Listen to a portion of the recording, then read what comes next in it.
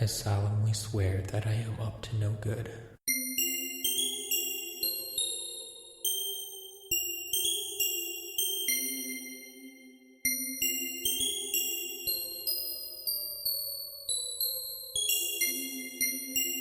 Hey everybody, welcome to episode 37 of Tales from Godric's Hollow, the number one Harry Potter podcast featuring a squid-loving muggle like myself.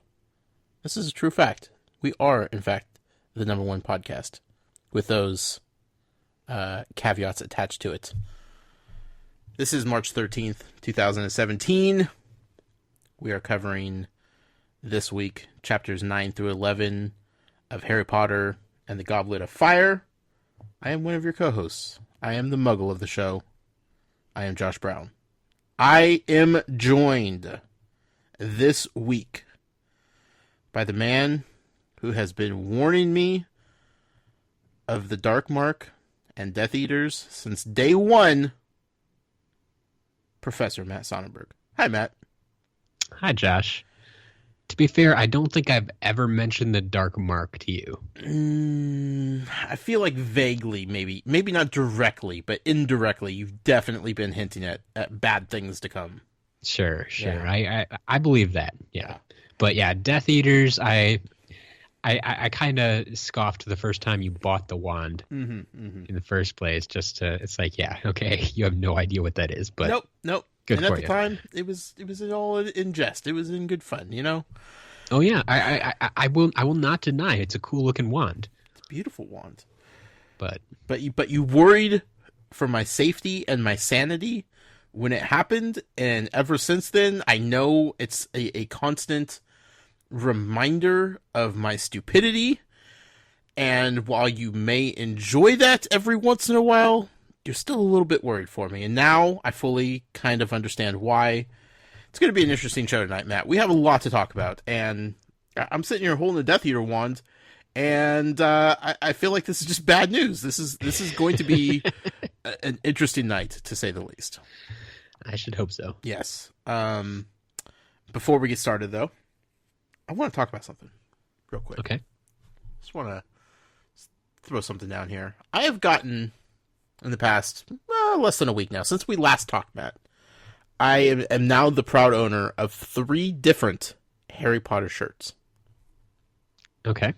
Who would have thunk Josh Brown would be wearing t-shirts with Harry Potter related things on them, you know? Yeah. Just a few short months ago, less than a year ago. Whew. Times have changed. The first 2 shirts I ordered myself. Yep. I got a Hogwarts waitlist shirt, which I thought was pretty clever, and I enjoyed the color scheme. I like it kind of looks like that athletic varsity look where the letters are kind of worn out, you know. Yeah. Definitely a big fan. Pretty simple, pretty basic. But the other shirt I got, though, was like, it was a shirt made for Josh Brown, you know. Absolutely. I've never seen that shirt before, but it is definitely a Josh Brown shirt. It is reminiscent of the old circus crackers, animal crackers. There you go. The box of animal crackers, bright red with like the train on the front with the different cages of the different animals. Except this shirt says Hagrid's magical creatures, and in each one of the cages is a different magical creature that Hagrid himself has befriended at some point in time. And oddly enough, I had to look at that one closely. Like, I was surprised they came up with, there's, I think, 6 of them on there. Yeah. And I think you know what they all are. And I'm like, wow, I didn't think they'd be able to come up with 6 in the first 3.5 books, but I think they did. Well, there's one I don't know about. Really? Yes, and I've looked at it and I'm like, I don't think that's going to be a spoiler. So there's a hippogriff, there's the 3-headed dog, there's a unicorn, there's the Norwegian Ridgeback, the Acromantula, and then the one I don't know about is the Blast-Ended Scroot. Oh, okay. So Okay. I don't know what that is. It looks kind of like a scorpion with a horn on its nose. So I'm sure it's another creature that Hagrid's going to introduce or be introduced to or something like that, and he's going to love it. And if Hagrid loves it, I love it, Matt. But, I didn't feel like that was spoilery at all, Yeah. I mean, it's especially since it's one of those things that it's just introduced in such general terms that you, once again, without context or anything, like it doesn't tell you anything. It can't be a spoiler on its own. Right. You need some context to make it a spoiler, really. Yeah. And honestly, like it's just an animal, and Hagrid will be involved with it in some way, and whatever. I mean, I knew about a hippogriff before I knew what a hippogriff was or why a hippogriff would be important. So Yep. Yeah. Well, the good news is, I believe that you should be introduced to the Blast-ended Skrewts in this book. So. Oh. Okay. Yeah. Something to look forward to. Now I'm excited, Matt. Now I'm excited. So those are 2 shirts I bought for myself, and then Saturday, because we don't get mail on Sundays. That's crazy talk. I got a package from a longtime friend and listener and supporter of other podcasts that I do, who definitely enjoys this Harry Potter podcast as well, Tales from Godric's Hollow. Evan Parker on Twitter. He goes by the Lone Goldfish. He sent me a little care package, totally unexpected. Now, you knew that this was coming, or knew that it might be coming at some point. Yeah, he had shown me this shirt many months ago, and like he made it sound like he was going to send it out right away, and I'm like, well, maybe you should wait a little bit. Like, I think I told him, like, I hope you're planning on timing this just right. Yeah. And like to get it there the week that we talk about this type of thing. But sure. Yeah, I guess he just decided to hold off for a while. Yeah.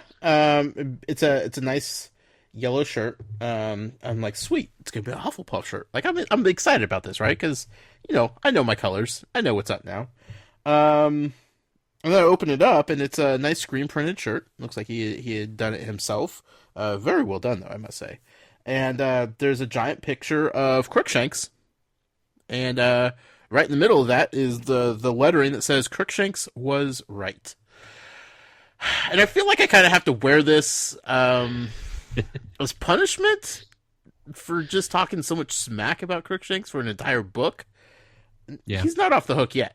I'm just going to tell you that right now. But he was right, and I need to admit that, and now I have to wear the shirt.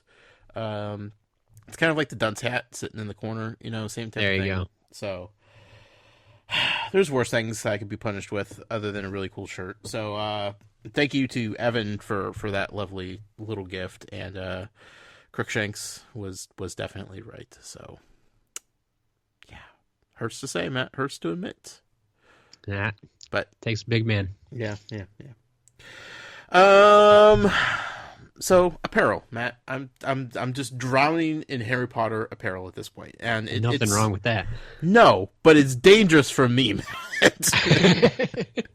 It's true. There's a lot that you could pick up. And yeah. Unfortunately, down the line, if you go too far, I'm sure you could find something that is a bit spoilery. Mm-hmm. Yeah, I mean, just shopping on Amazon, I have to be so specific in my searches of what I'm looking for, because can't just search for Harry Potter. No, that doesn't go over well. Or it might not. I don't know. It's the possibility of it not going well that I'm definitely afraid of. So, but it's going to be a problem. Me and Harry Potter apparel. I was actually browsing for robes the other day. I'm like, I don't know if I'd actually wear a robe, but they're pretty cool. So yeah, I love the robes, and I applaud the people, especially the ones who wear them to the theme park. Mm-hmm.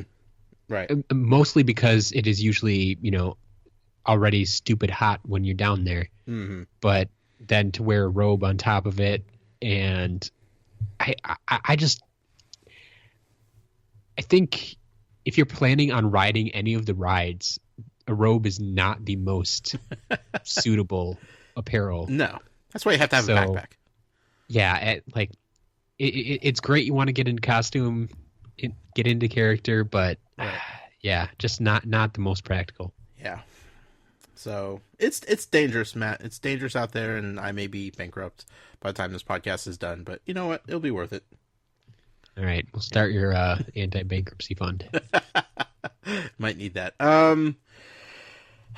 So before we get into the big show that we have planned here, because, whoo boy, there was a lot of stuff going on in those 3 chapters. It's true. One chapter specifically was just like... Yes. A ridiculous amount of text to read. It just kept going and going.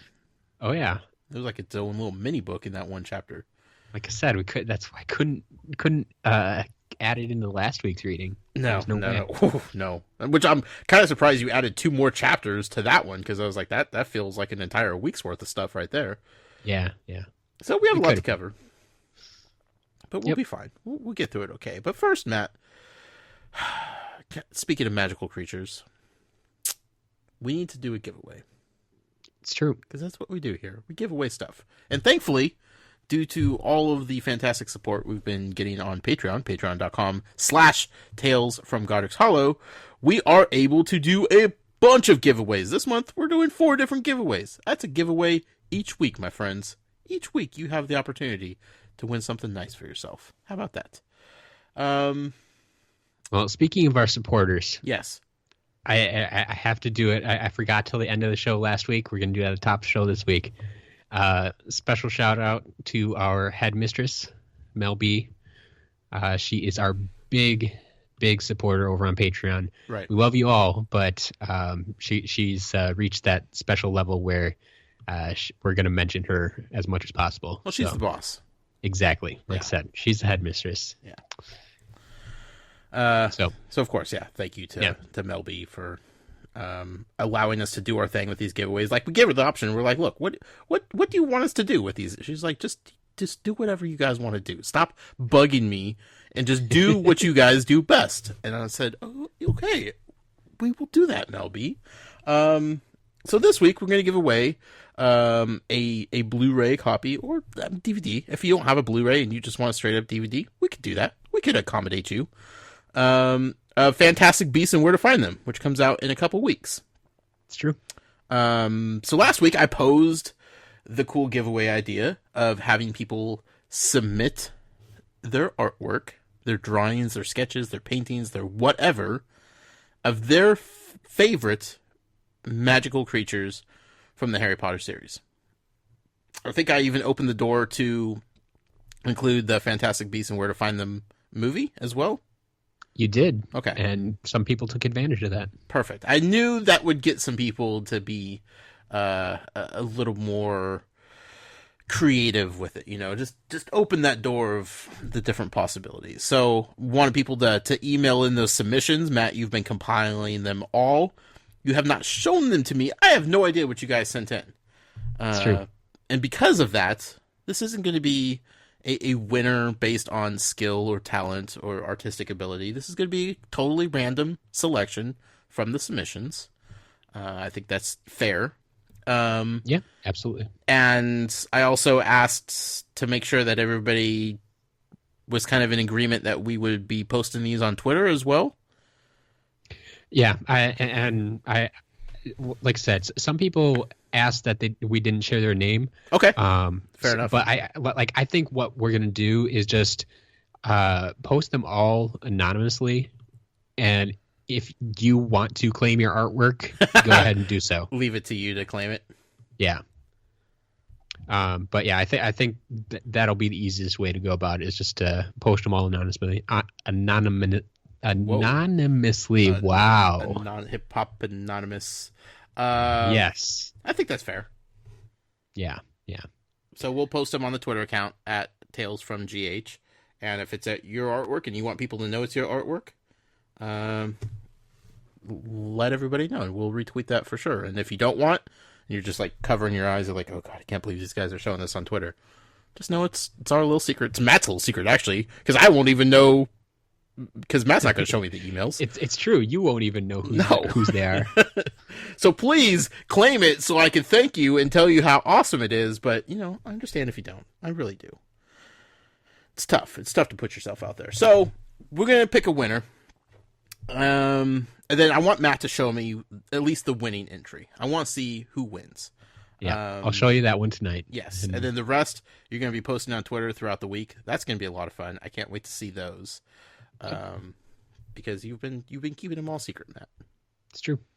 So, without further ado, what is my selection of numbers to pick from? Well, I'll just say everybody who entered has a real good chance of winning. I like that. So we only have 9 entries tonight. 9 entries. You know what? But that's 9 beautiful pictures. That's about what I expected for something like this, because it takes a lot of time to put in the effort. Yeah, I know there's a high barrier of entry, but yeah. Also, you know what? I like being transparent here, Matt. I like telling people what's up. I feel like people appreciate that from us as well. So you and I had a discussion last week about this. And I don't know if it's going to come up tonight. I don't know if it's going to come up ever, to be honest. But I would rather tackle it now than in the future, or whenever we have to. Okay. But the question was posed about distant relatives winning these prizes. When I say distant, I mean like brothers and sisters. Yes. Cousins. Yes. And I think we're kind of both in agreement here that, like, our significant others and people that live in our houses with us probably shouldn't qualify to win these things, right? I think that's fair. But the whole reason this issue came up is because your brother asked you, like, hey, is he eligible to win? Yeah. Now, it's your brother. It's family. That's blood. Yep. But he's an avid listener. Exactly. Like, he's been listening to every episode since book 3. Yeah. So. And he's not in this just to win. And honestly, the way we do giveaways, like if we were to ever do a giveaway where I am specifically, or you are specifically, picking someone based on something and you know the names associated with and whatnot, I think it's fair to say that neither one of us would actually go ahead and let your brother win. Yeah. But when we're doing this completely randomly, I feel like there's, we haven't been shady about any of these giveaways. Anybody could ask you that everything's been on the up and up. So I feel like it's perfectly acceptable for your brother to be eligible for these giveaways. Because once he's just going to go to the back of the line anyway, right? We'll get rid of him. He'll be out of our hair. We won't have to worry about him anymore. But I just want to address that now. So in case a winner is selected and the Sonnenberg name pops up and people start scratching their heads, they're like, what's going on here? Look, if you have a problem with it, talk to us. We will address it going forward if that's something that concerns you guys. I'm pretty sure that all of Matt's family is not entering all of these giveaways. No, I'm pretty sure right now my brother is the only one listening to every episode. Sure. And I can tell you, of the 9 entries, there is only one Sonnenberg. So, but he did put in some time and take the time to enter this contest. Okay. So, like I said, if people have a problem with this, please let us know. We will talk to you. We will figure out a better solution. But again, once he wins, look, your chances just got easier to win next time. So, that being said, Matt, time to pick a winner between 1 and 9. 1 and 9. I'm going to use a random number generator tonight. Best way to do it. Yes. And I'm going to generate the number right now. And the winner is lucky number 8. All right. You don't have to count too much this time, Matt. You can't complain about counting. Well, single digits. No matter what number you pick is going to be single digits. I mean, if you gave me 10, that'd be weird. Wonder what your generator's doing. Number 10, Matt Sonnenberg. There's nothing fishy about this at all. Yeah. All right. So, tonight's winner is Martha Ramirez. Oh, congratulations, Martha. I'm pretty sure we've Yeah. heard that name in an email sometime. I think we probably have. Yeah, sounds familiar. Yeah. Okay, Matt, you gotta show me the picture. All right. So I didn't have all these downloaded ahead of time, which maybe I should have, but I had to download it from the email. And if I remember what buttons to click here, we'll have this over to you in no time. Okay. If you're a new listener to the show, yes, this is normal for us. Please be patient. Yes. We'll get to the Harry Potter talk very quickly.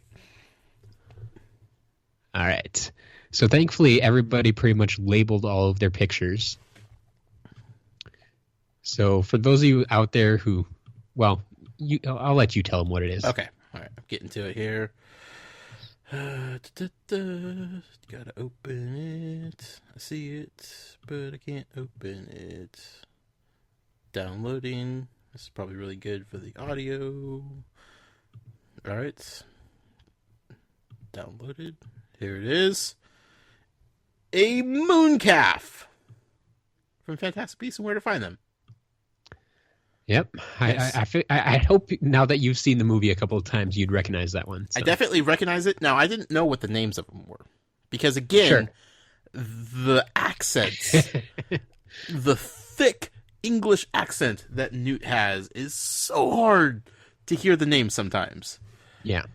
Mooncalf. That makes a lot of sense. And honestly, could I be Googling all this? Yes. But again, it's a scary world out there. Yeah. Like, I love these little things. Yep. Big old eyes. Adorable creatures. I love it. This is a really well done picture. Like, this is awesome. Yeah. It looks like watercolor, maybe? Or It's very possible. some watercolor, maybe some colored pencil also. I couldn't tell you. I'm no artist. Yeah. Well, congratulations to Martha. Thank you for this. And if this is just a taste of the other 8 entries, I am so excited. I'm so excited to see them. Well, I will say there are definitely varying levels of artistry. Sure. But they're all. I like that everybody labeled their picture. I really do. I think just about everybody like wrote the name on the picture somewhere. Right. So. Well, again, they're probably looking out for me because they know I don't remember names very well, especially ones said in thick English accents. So, Sure. I appreciate that. We have a really good audience, Matt. Some good folks out there. Very talented folks too. I couldn't do that. I couldn't either. So congratulations, Martha. Once again, Matt will be getting a hold of you about your prize. And thank you all for participating, for sure. Guess what? We have another giveaway at the end of the show. It's true. We will have 1 week. a new prize, a new way to enter. It's going to be fun. I'm going to enjoy interacting with you folks in different and fun ways for these giveaways. The more giveaways we're allowed to do, the more fun I'm going to have with them. I guarantee you that. I believe it. I mean, there's nothing wrong with the iTunes reviews, right? It helps everybody out. It's a lot of fun. But the interaction we get from these, so good. So good. Oh, yeah. So stick around for the end of the watching show. them. Or fast forward. I mean, you could do that too. I'm not going to lie. If you really want to skip the rest of the show, sure. Sure. Yeah. You know, I don't blame you. We're going to be talking a lot about Death Eaters and sad stuff. So I get it. But yeah, that's I think that's all I have before we start the show, Matt. All right. I'm excited. Let's go ahead Let's and do start it. chapters 9 through 11, Harry Potter and the Goblet of Fire, starting with the mini book itself, chapter 9. Chapter 9, The Dark Mark. Just a couple of new characters. We got a brief mention of Mrs. Roberts as well as their children, which we didn't actually get names. But since we mentioned Mr. Roberts last week, I figured to mention them again. And they kind of play a big part, a big little part, however you want to look at it. We also learned Mr. Crouch's first name is Barty. Right. And we got a mention of a... Did we know it was Barty already? I feel like I knew that. I didn't remember it ever being mentioned. Okay. Like, I always thought it was just Mr. Crouch. I felt like, what's his name, called him Barty one time. When they were, like, first introduced. Like, I think last time when I wrote him down, like, I wrote it down as Mr. Crouch, and I usually change that if it's mentioned later in the chapter. Yeah. But I could have missed it. In any case, yes, his name is Barty. Okay, sorry to derail that, Matt. It's all good. That we did get a mention of a Madame Maxime from someone speaking in French. So that's tough. That was tough to read. Yeah. Does Val know French? Nope. She tried. She gave it an old college effort there, but you know. Yeah. I of course just went into Google and translated it to figure out exactly what they were saying, but it's like, yeah, okay. I'm sure the first time through I'm like, okay, yeah, that's French. Doesn't mean anything to me. Yeah. But yeah. That's all we got for this chapter though. That's good, because I don't know if we could have handled it anymore. Enough action to make up for lack of names this time. Yes. So chapter 9, the Dark Mark. Yeah. Whew, boy. There's a lot of things going on right off the bat. Yeah, kind of just jumped right into it, and that's why I hated to leave you hanging last week. It's like, oh yeah, match is over. I went to sleep, or well, kind of. You know what? To be honest, though, I didn't really picture anybody staying the night. Like, I figured the match was over, so then everybody's going to be heading home. But they didn't know when the match was going to end. Like they said, the match could have gone on for days. No, I understand that. But once the match did end, like, I just expected everybody just to go home. Like, I didn't expect everybody to be camping out and partying through the night. Hindsight, it makes sense, because you can't tell the Irish not to party, right? They're going to party no matter what. But I'm thinking, match is over, like, there's no reason to stay. It's not like they have a long drive ahead of them and they need to rest up. Like, I suppose, yeah, that's a good point, since travel's rather instantaneous. Yeah. But, I don't know how the port keys work. Like, do you have to schedule that? Like, how far in advance do you have to time those out? You can't just have a flood of people just rushing all these port keys. That's true. If they had to schedule them to get in there, it makes sense to schedule them to get out. Yeah. So, I don't know. Like, I guess I was surprised by the beginning of this chapter because I wasn't expecting the gigantic party that was happening. Yeah. You know, the Woodstock-esque level of partying throughout the night. But, you know, then again, they're celebrating championship. So, good on them, you know? Especially the Irish. They needed it. They needed a reason to celebrate. Yes. Yeah. But things went south really quickly, Matt. They did. Yeah. Muggles. Yep. There was a Muggle roundup. Yeah, I mean, really, just the one family of Muggles. Like, that kind of goes back to what I said last week. It's like, why even involve Muggles in the first place? Yeah. It's just asking for trouble. Right. Especially, like, Mr. Roberts, who's, like, legitimately being the coolest Muggle you could. Like, he's, like, just turning his head the other way. Like, this is ridiculous. I don't know what's going on. I feel like I've been sleeping the last couple days. Don't know why that is, but there's all these weirdos hanging around doing weird stuff that I really can't explain. But you know what? I got paid, so I'm going to turn my head. Yep. And then him and his family got rounded up for it, just for being a Muggle. Pretty much. I mean, unless he was trying to kick the Irish out. In that case, he probably deserves it. Yeah, but I don't think that was the case. Yeah, I don't think so either. I think he's, you know, he's okay with the celebratory Irish culture. So Mr. Roberts, his wife, his kids, they're floating in the air. There's this group of wizards with masks on, right? Hoods. Yeah. From what we could tell, they were hooded and masked. Yeah, and they're just kind of levitating these Muggles above them. Sure. Kind of reminded me of like the for Vendetta masks. Like that's what I was picturing in my head. Sure. You know, just out for no good. And yeah, it was fascinating to like think about this as they're like walking in a tight formation, elevating these poor muggles, and then like everybody else kind of joining in as if it was like the center of the party. Like that was really weird to me, you know? Like this was creating more of a party. A weird scene. Yeah.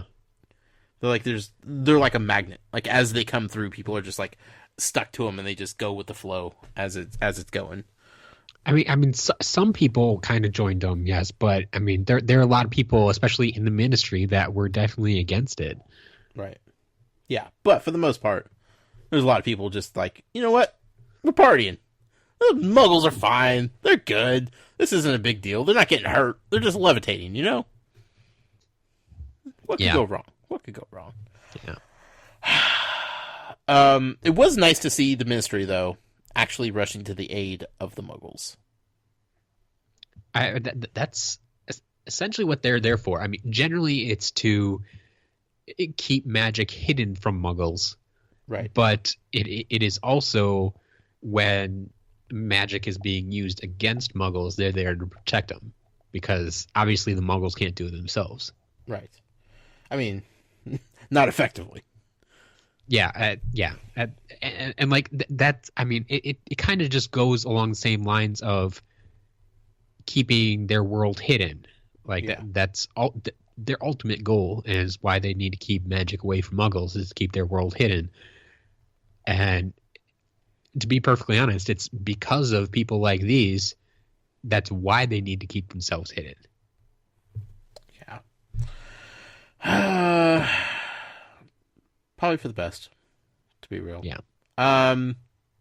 So there's just chaos and panic and you know, some people are joining in, some people are rushing to save others, some people are running and hiding. Like there's just mass hysteria, which absolutely it feels like the scene when the Lakers win a championship. You know, cars get overturned, set on fire, buildings get smashed. Like, it feels like a LA Laker championship victory right now. Sure. There's some bad apples committing crimes. Most of them are just kind of encouraging and celebrating everything in general. It's quite a scene. Quite a scene indeed. You know, I appreciate Mr. Weasley telling the kids to go be safe. Yeah, basically sending anybody that was considered underage, not a fully trained wizard.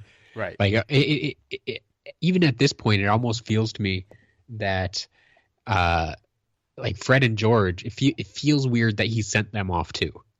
Like Fred and George feel like they would want to stay and fight, if you ask me. Yeah, but they're also the troublemakers of the family. Like there's a good chance. Again, like we don't know at this point, the readers, what actual bad thing is happening, other than a rowdy celebration kind of getting out of hand. Yep. You know, but at the same time, I can also see it as okay. You might be old enough, but I need someone to watch after the kids too. Yeah. And make sure they get somewhere safe. So I mean, like, which maybe you shouldn't be asking Fred and George that. Now that I think about it.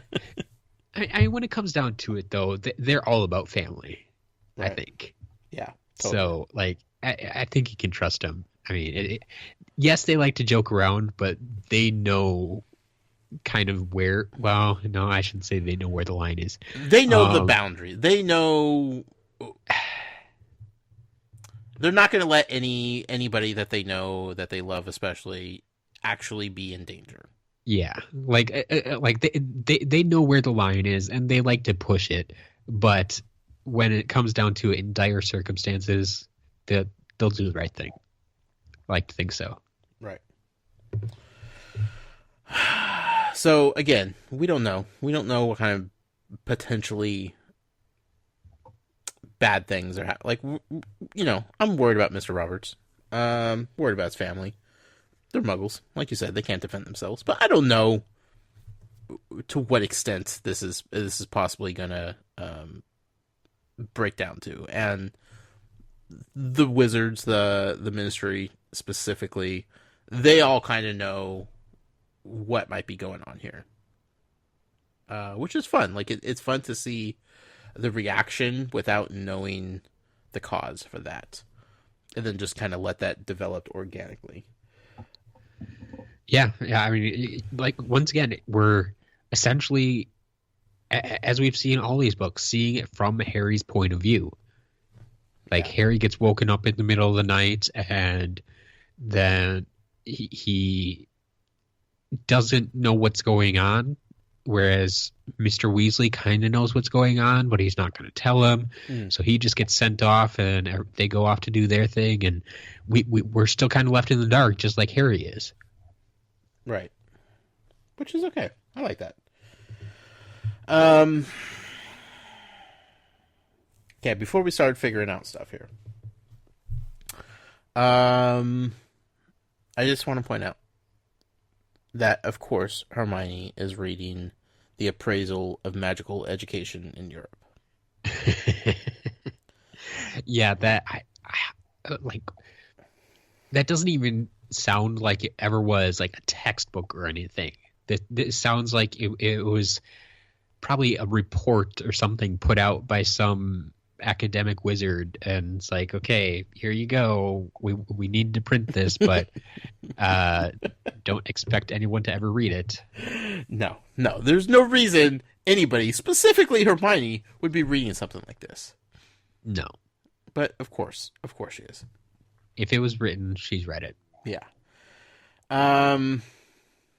Winky's back. Also true. Now here's my problem with this. And this hurt my brain for a second. And I don't know if maybe I wasn't fully explaining myself last week, or if you didn't catch it, or you just refused to correct me on it. But I'm pretty sure I refused to correct you on it. Yeah. Okay. I was definitely under the assumption from last week's reading that Winky belonged to the Malfoys. Yeah.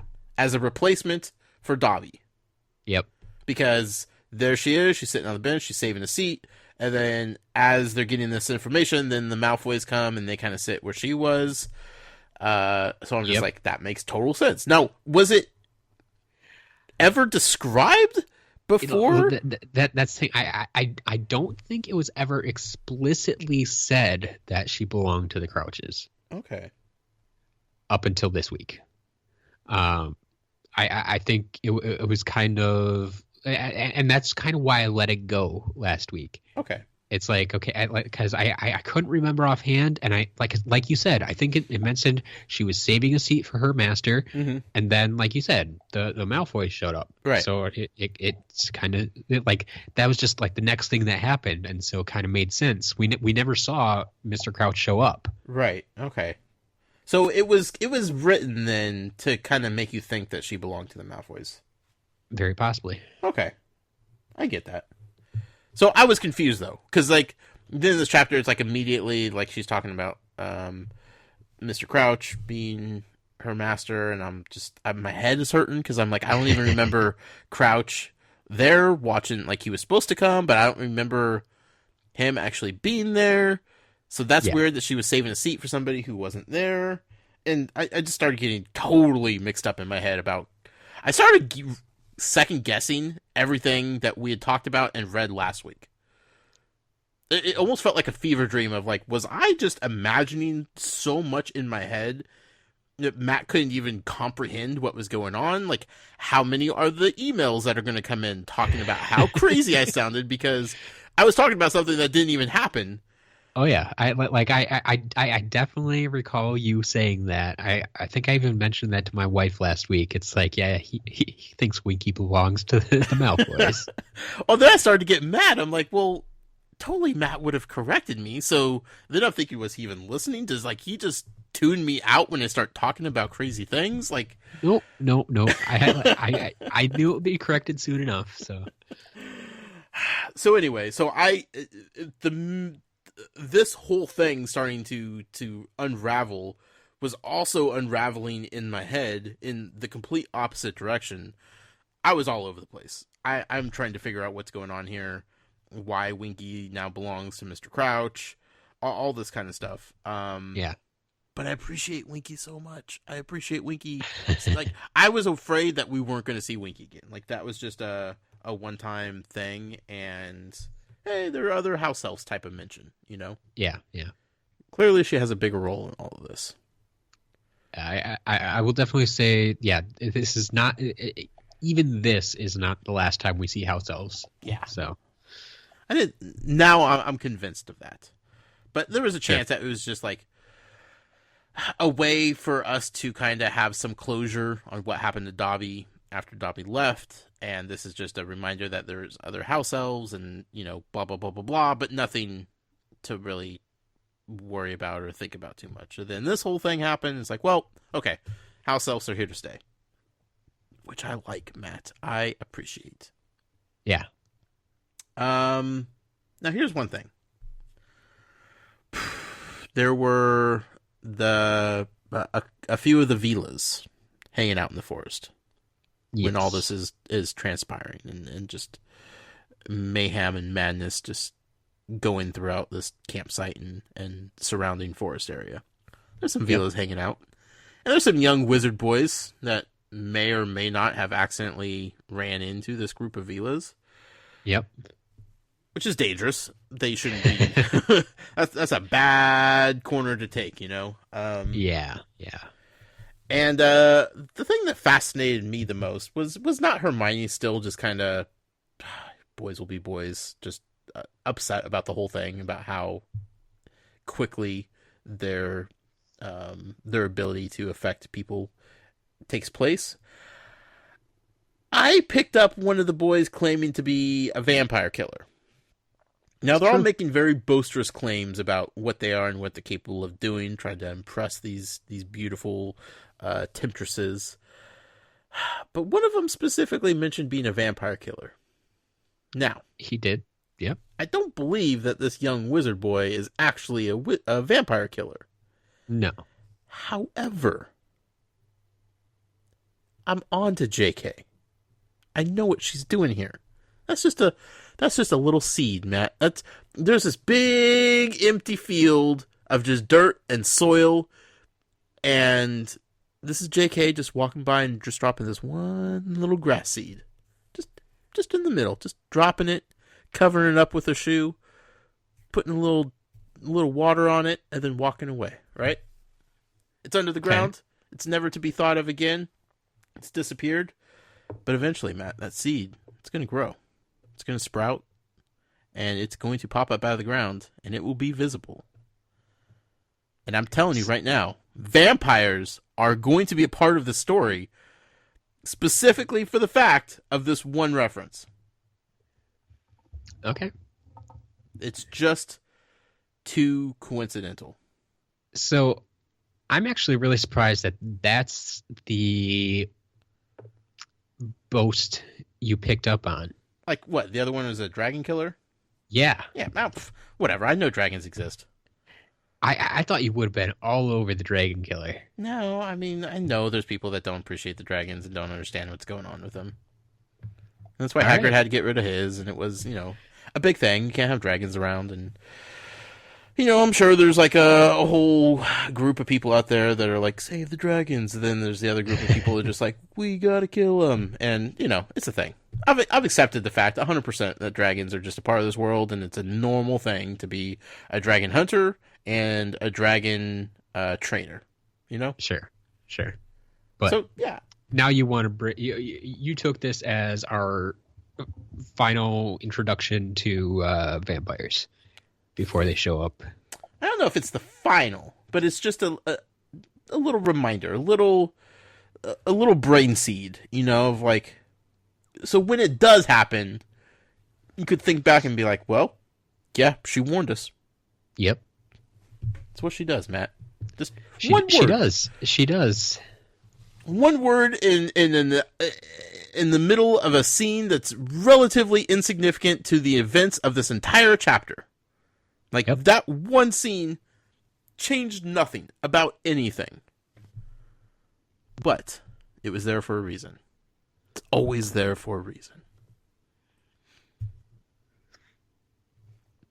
So put a pin in that, Matt.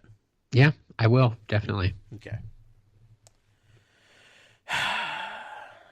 This was all leading up to the big reveal. Yep. Right? The big reveal that Slytherin folk are possibly the worst folk out there.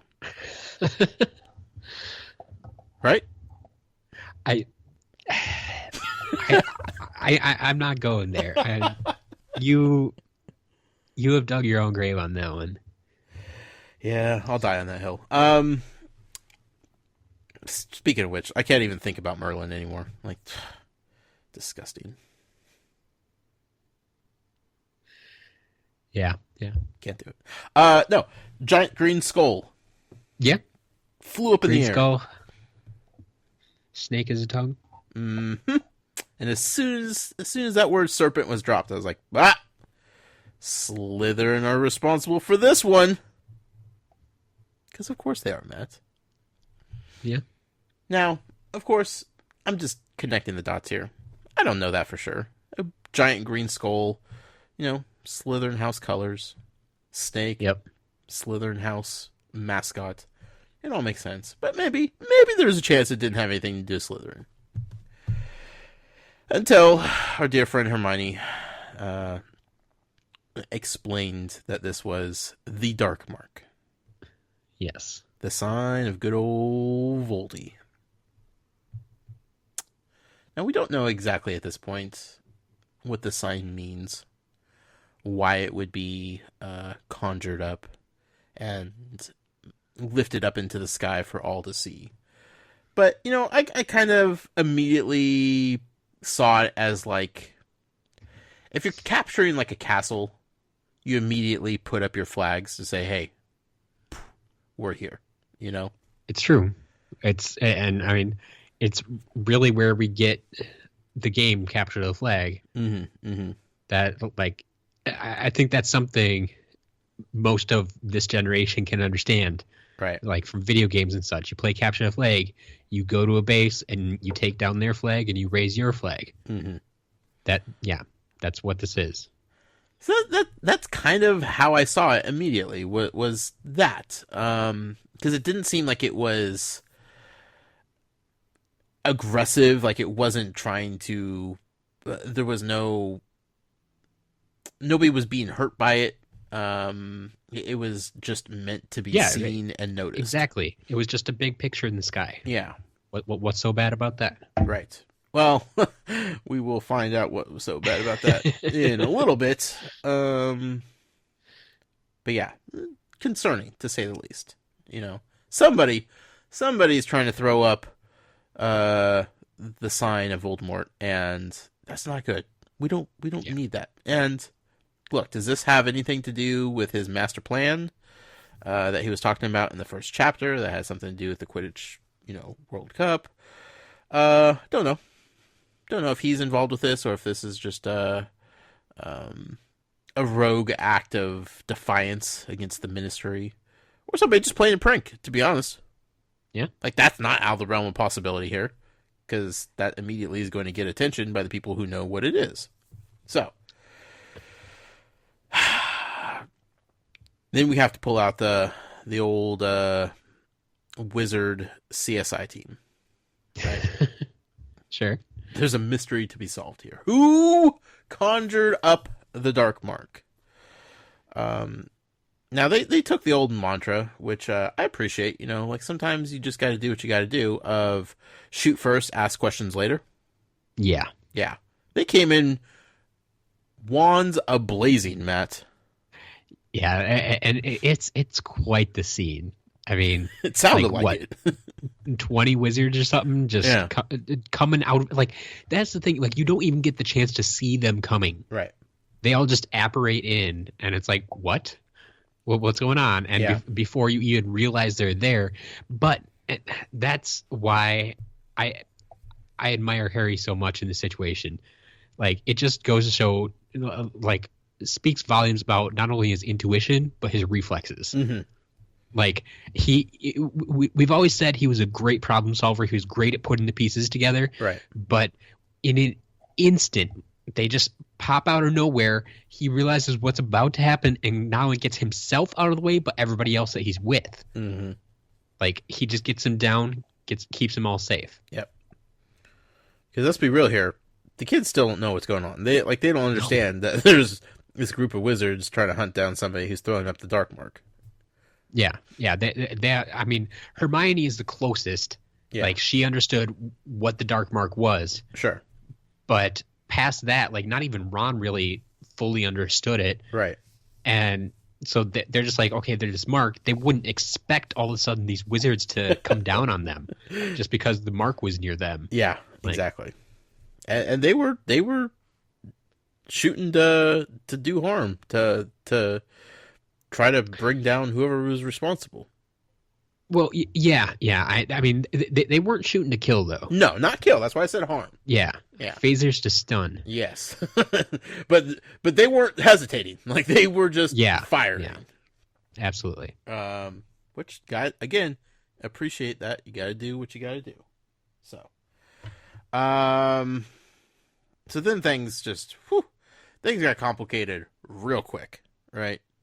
Yeah. Because now you have this group of wizards from the Ministry who are looking to find a suspect, a culprit. You have a trio of juveniles who are very confused about what's going on. And now you have a knocked unconscious house elf. Yeah. Holding a wand. Which is a big no-no. Oh, house elves do not pick up wands. No. That's bad. That's bad. Especially the wand of good old Harry Potter. Yeah, that becomes problematic. Yeah. I mean, look, it's fair for them to question why Harry didn't have his wand in the first place. Like, hey, Harry, you should probably hold on to that thing, you know? If put into the wrong hands, that's a dangerous object. So maybe you shouldn't just drop it when you're running through the forest. There's a thought. But maybe he didn't drop it, you know? Like, I started thinking about this. What if it was snatched out of his hand or out of his coat, his robe, you know? Yeah, it's like we've seen before. We thought in the last book, Neville lost the passwords. Right. No, they were stolen. Yep. So, you know, we didn't get any specific explanation of how Harry did not have his wand. He just assumed he dropped it because he went to reach for it and it wasn't there. Yep. But we don't know that. We don't know. He came into contact with several people that night. And it was just chaos and panic and who knows what happened. Anyway, Winky should not be holding it.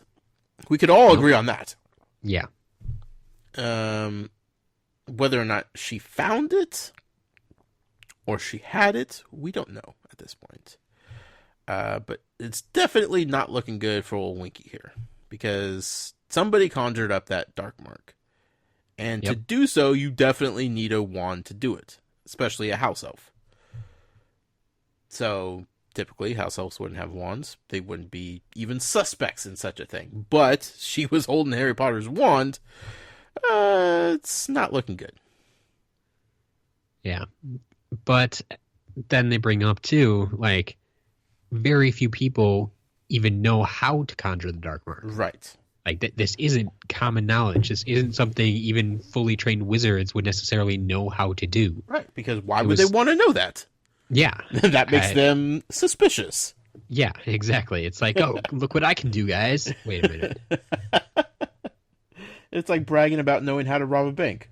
Sure, you could be knowledgeable enough to do so, but do you really want to be telling everybody that you know how, and then all of a sudden a bank gets robbed and people are looking at you?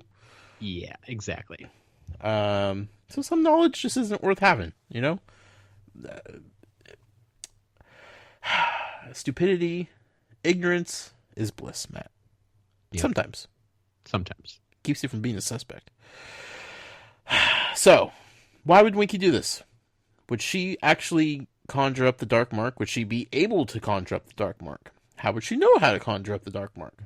Yeah, I think, overall, the potential for her to know how and be able to, I think it's there. Right. But like she'd have to go out of her way, or someone else would have to go out of their way to teach her. Yeah. Like there's a lot of questions that would need to be answered if she actually could or did do it. Right. It becomes a lot less and less likely. Yes. Now, this is where I was excited about a new spell to learn, or at least a new ability revolving around the magical world. Okay. Now, I know you need your wand to do these spells and charms and whatnot. And we've already established that, like, you don't need your wand to do it. Like, you could do it with any wand if you're a skilled wizard, aka anyone but Lockhart. So it's not like you having your own wand gives you the ability to do these spells and charms. Just having a wand in general is the important key here. Yes. However, I had never once considered the fact that the wands would be able to tell a story about the spells or charms that they're actually creating.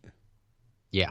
And that blew my mind when they revealed that your wand will show you the last spell that you did. Like, That's pretty cool. Your wand essentially keeps a browser history. Yeah. Disable cookies. Just do it right now. Yeah, it's just crazy. Like, I wouldn't have even thought about that being a thing. Sure. But, for investigative purposes, it's really helpful. It is, but it isn't. As we kind of see here already. Like, yeah, you can tell the last spell the wand did, but it doesn't tell you who the last person to use that wand was. Right. That's true. That's true. It feels like it could help, but unless you actually like had an eyewitness to go along with it, and we all know how good eyewitnesses can be. I mean, it's still only one piece of the puzzle. Yeah, but at the very least, it at least narrows it down to whoever was holding this specific wand. Yeah, it takes all other wands out of the equation. Sure. It's like finding the gun, in a murder case. Yeah, you don't know who's holding it, but it's there nice to know that you have at least that to work with. Yes. So, where is this all going to go? Don't know. Don't know. We have pretty much, thanks to the very, very agitated Mr. Diggory, who needed to calm down just a little bit here. Man, he was wound up.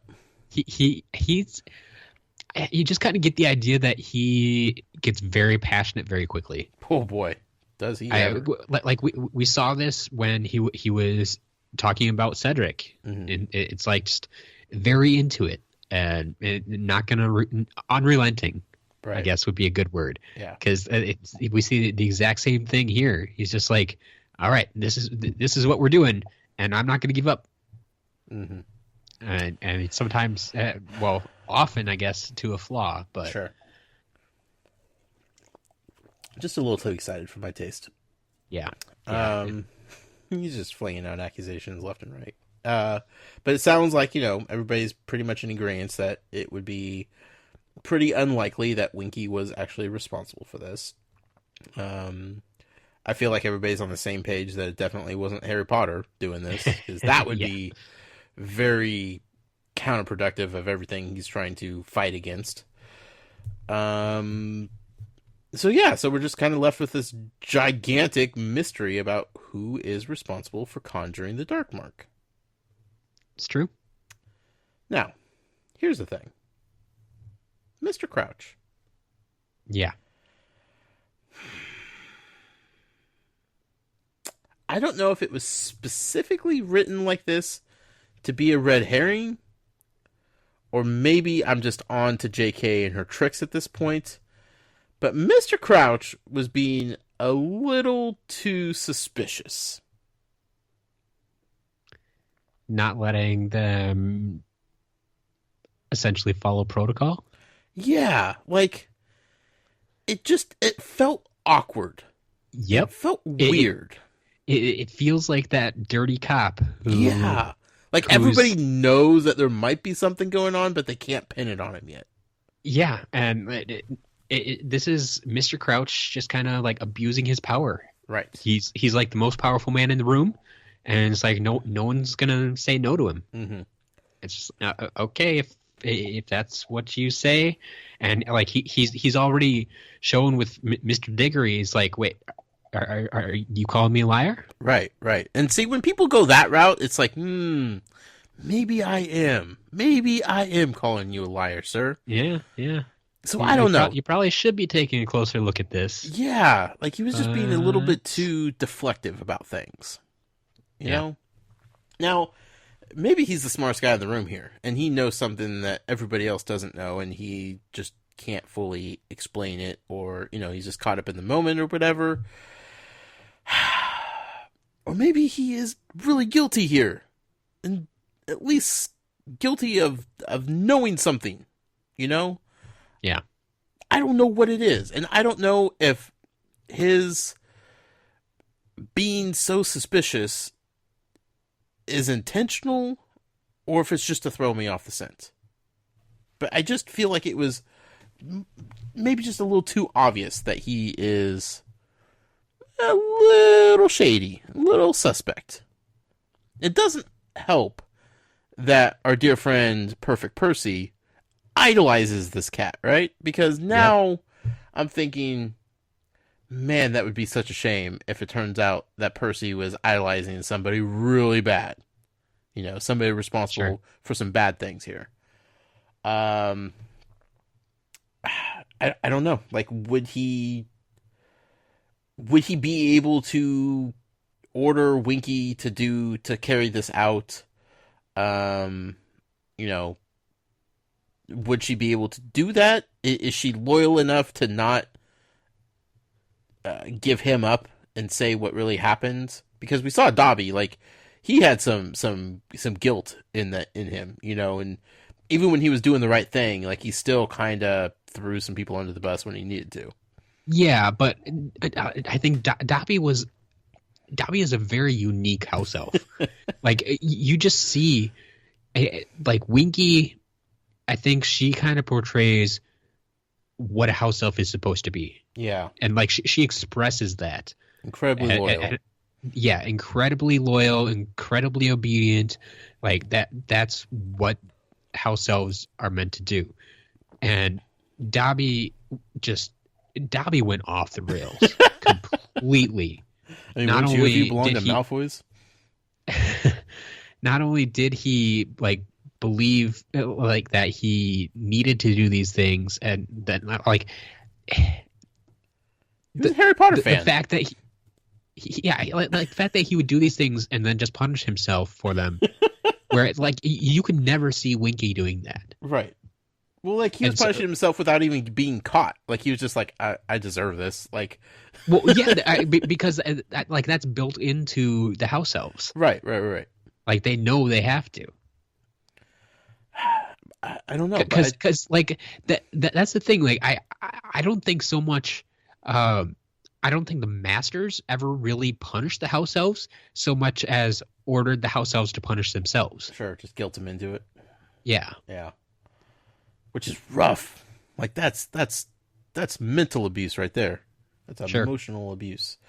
I don't know, though. Like, there's a part of me that just thinks that, like, when backed into a corner, like, no matter how loyal your house elf is, they're going to slip up and say something that they shouldn't. Because they just get overly excited and they start fumbling over the words and trying to explain everything. But then again, maybe I'm just relating that to Dobby. And, you keep saying that he's special. Yeah, he was the first one you met, and so it's hard to get away from that. I understand. Yeah. But I think, given this comparison now, it's what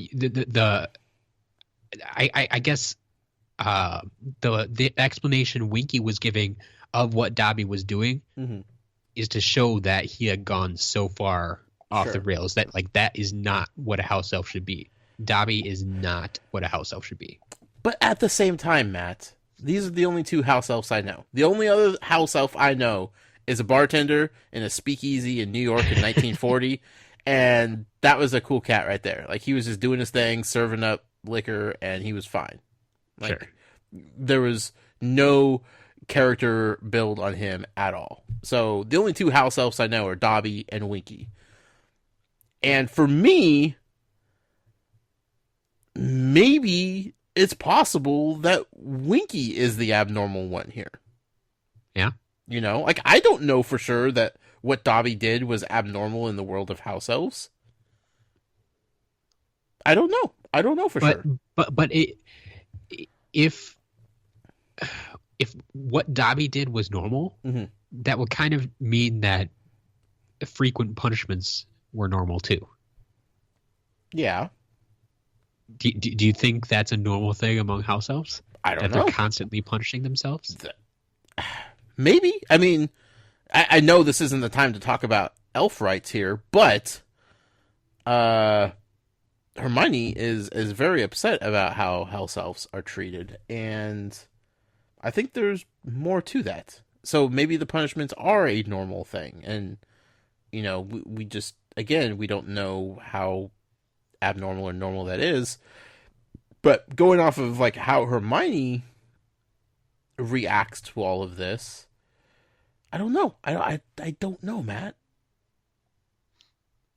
Maybe Winky's off the rails. Maybe she's gone rogue. Or maybe she's so brainwashed and influenced by, you know, a very bad master that, you know, she is acting according to whatever dark arts are keeping her under spell or whatever. I don't know how all this works, Matt. I don't.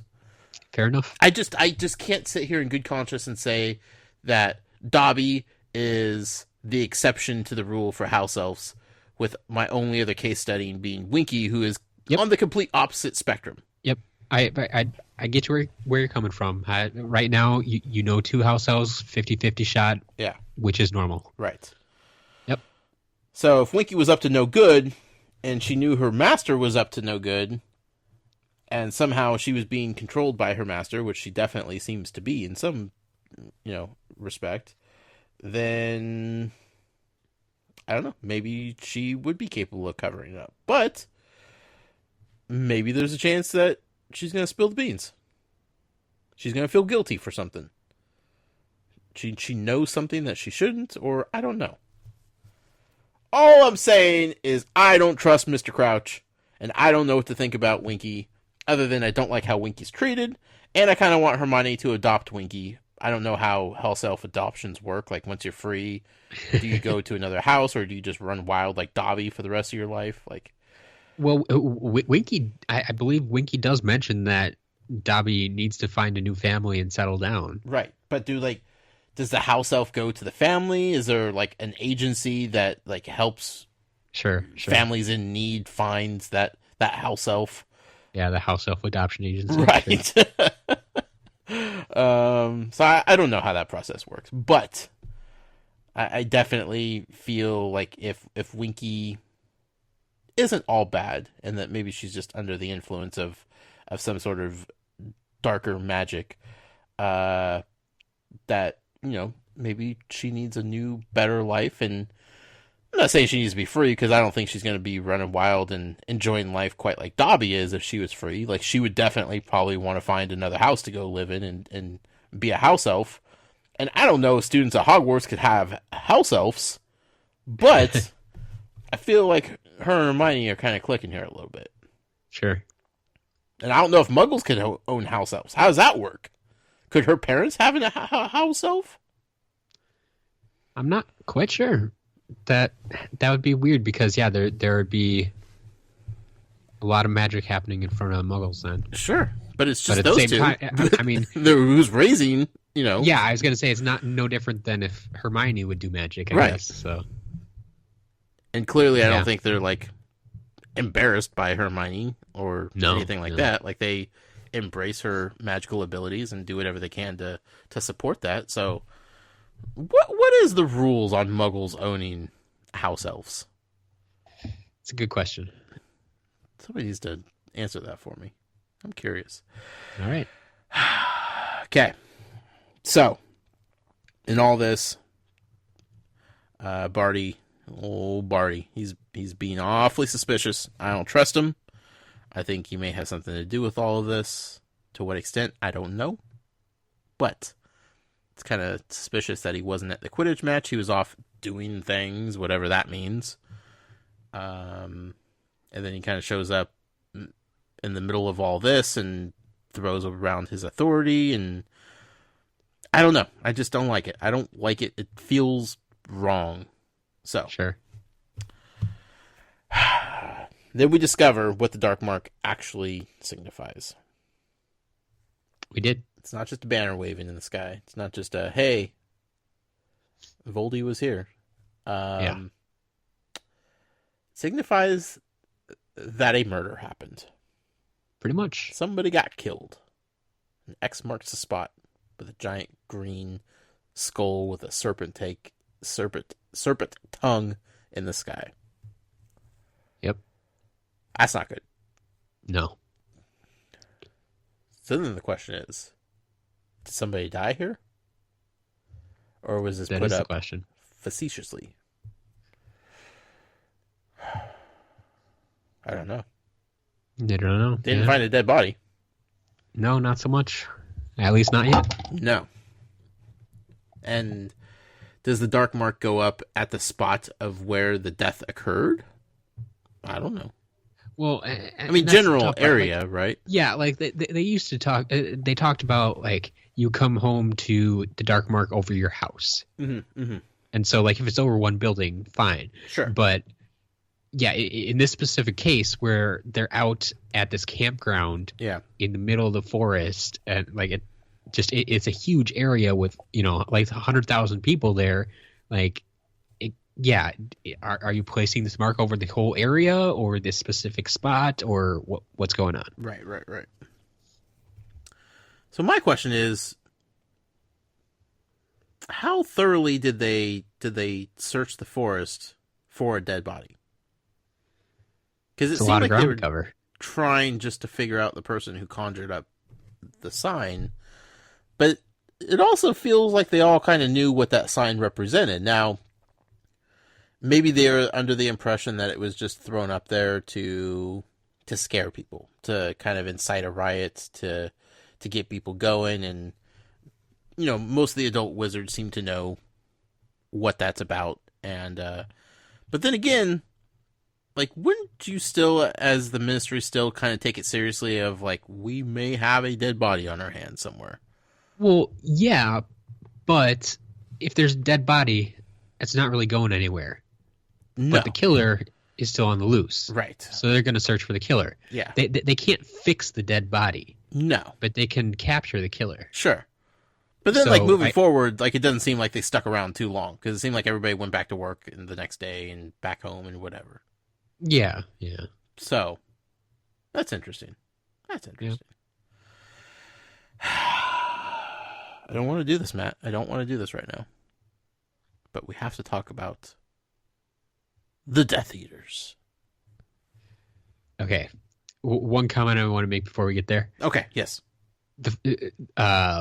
So Mr. Crouch did at least state that he's going to like fire Winky.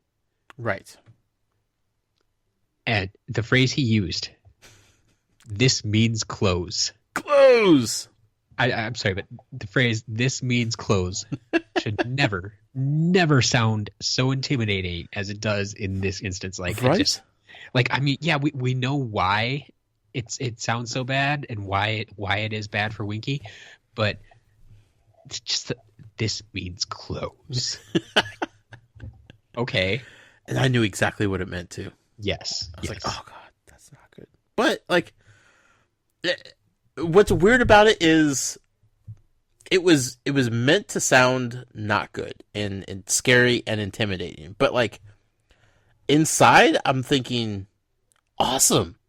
Like That's what Dobby wanted for so long. Yep. Why is Winky not excited about this? And then I'm like, well, because Winky doesn't want to leave, Master. Yeah. I mean, she just got fired from her job. Yeah. I mean, not yet. Not officially. It's going to happen. Yeah.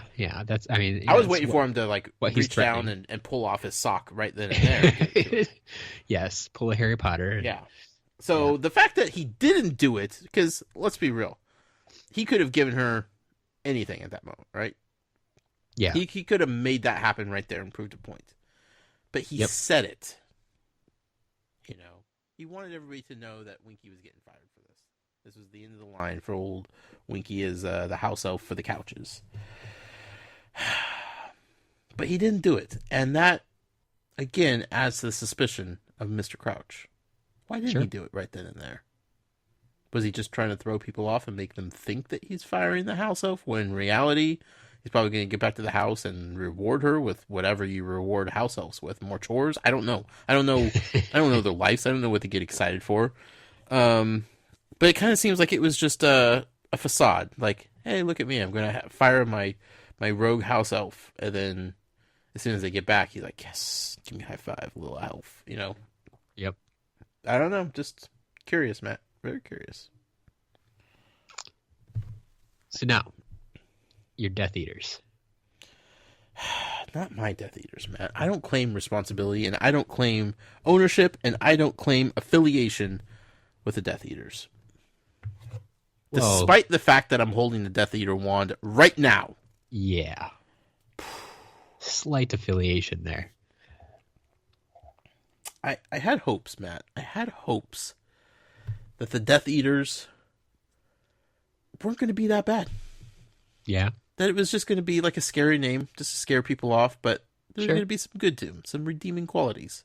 Yeah, you had some theories. I had some theories. Just because I didn't want to believe the obvious. They're just no good. Followers pretty much of Lord Voldemort. You got it. It's a bad group of folks. Yeah, we've seen very little from them, but nothing has been good so far. So, now, okay, here's the thing. Here's my question about Death Eaters. Do all followers of Voldemort fall into the category of being a Death Eater, or is a Death Eater a separate, more highly regarded segment of the population of followers of Voldemort? I would very much say it is all of them. Okay. Because it is, I believe they mentioned in this chapter that it's a name they gave themselves. Okay. Like, it is kind of, in their minds, a mark of honor. Like, they said, we're following this guy. We want a cool name. We're going to call ourselves Death Eaters. Okay. I didn't know if it was like, you may follow Voldemort here, but yeah, you got past these 5 tests. It's not so much like his inner circle or not really like something that a name that has to be bestowed upon them. Sure. It's a name they took on. Okay. So like if you're a follower of Voldemort, saying, hey, I'm a follower of Voldemort just doesn't roll off the tongue quite like I'm a Death Eater. Yeah. Got it. So then essentially good friend Peter Pettigrew, he would fall into the category of being a Death Eater. Most likely, yeah. Okay. That's. I think that's safe to say. I knew it was going to be something like this, Matt. I didn't want to believe it, but I knew. Deep down in my heart of hearts, it just seemed makes like the most sense. It does. Dang it! Now I have this wand. It's a really cool wand. It's a snake. There's a skeleton on it. It's really amazing looking. But it kind of signifies that I follow the wrong crowd here. Yeah. And I don't know what to do with my wand, Matt. I don't know if I could, in good conscience, continue to hold this wand every week as we record this show. Well, I might have some help for you. Please elaborate. This week's Muggle Poll. Ah, yes. I went a little bit off book. Which is usually the best. Yes. And decided to ask people now that you, Josh, have learned what a Death Eater is, we've all been waiting for this moment since you've told us like from the beginning that you own a Death Eater wand. Yeah. What should you do with your wand? What are the choices, Matt? 4 choices. Okay. Keep it. Mm-hmm. Keep it but never use it. Okay. Burn it. Or snap it in half. Oh, boy. Boy, oh boy, oh boy. Now, am I contractually obligated to follow what the people said here? Well, I'll tell you right now. Okay. Okay, I'll leave that up to you. Okay. But I'm gonna tell you this right now. Yeah. That I voted for snap it in half. Okay. Not only because it's a Death Eater wand. Sure. But I've always kind of been curious to see what's in the middle, if there's anything in the middle of these ones. Oh, you're evil, Matt. You Yeah. are a Slytherin through and through. I don't even understand why you pretend to be anything else. Just that wise. Okay, so what did the people say, though? Well, luckily for you, Yeah. 41% said keep it. Ah, you guys are too good to me. Oddly enough, it's just keep it, not keep it and never use it. Maybe they feel something in me. They're just like, that guy is trouble. That muggle, he has a little bit too much power in his hands. Well, I like some of the add-on responses here, such as Brent, our friend Brent, says keep it and use it. Remember, the wand chooses the wizard. It's not always clear why. That's true. I said that when I picked up the wand, Matt. Yep. You were standing there when I said that. It's true. That was before I even knew what I was talking about.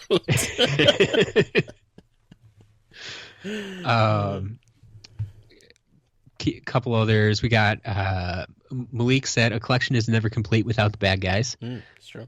I can see that. And then I did love Harry's suggestion, HSJ the third. Snap it, but put the pieces into a black umbrella with skulls on it. Ooh.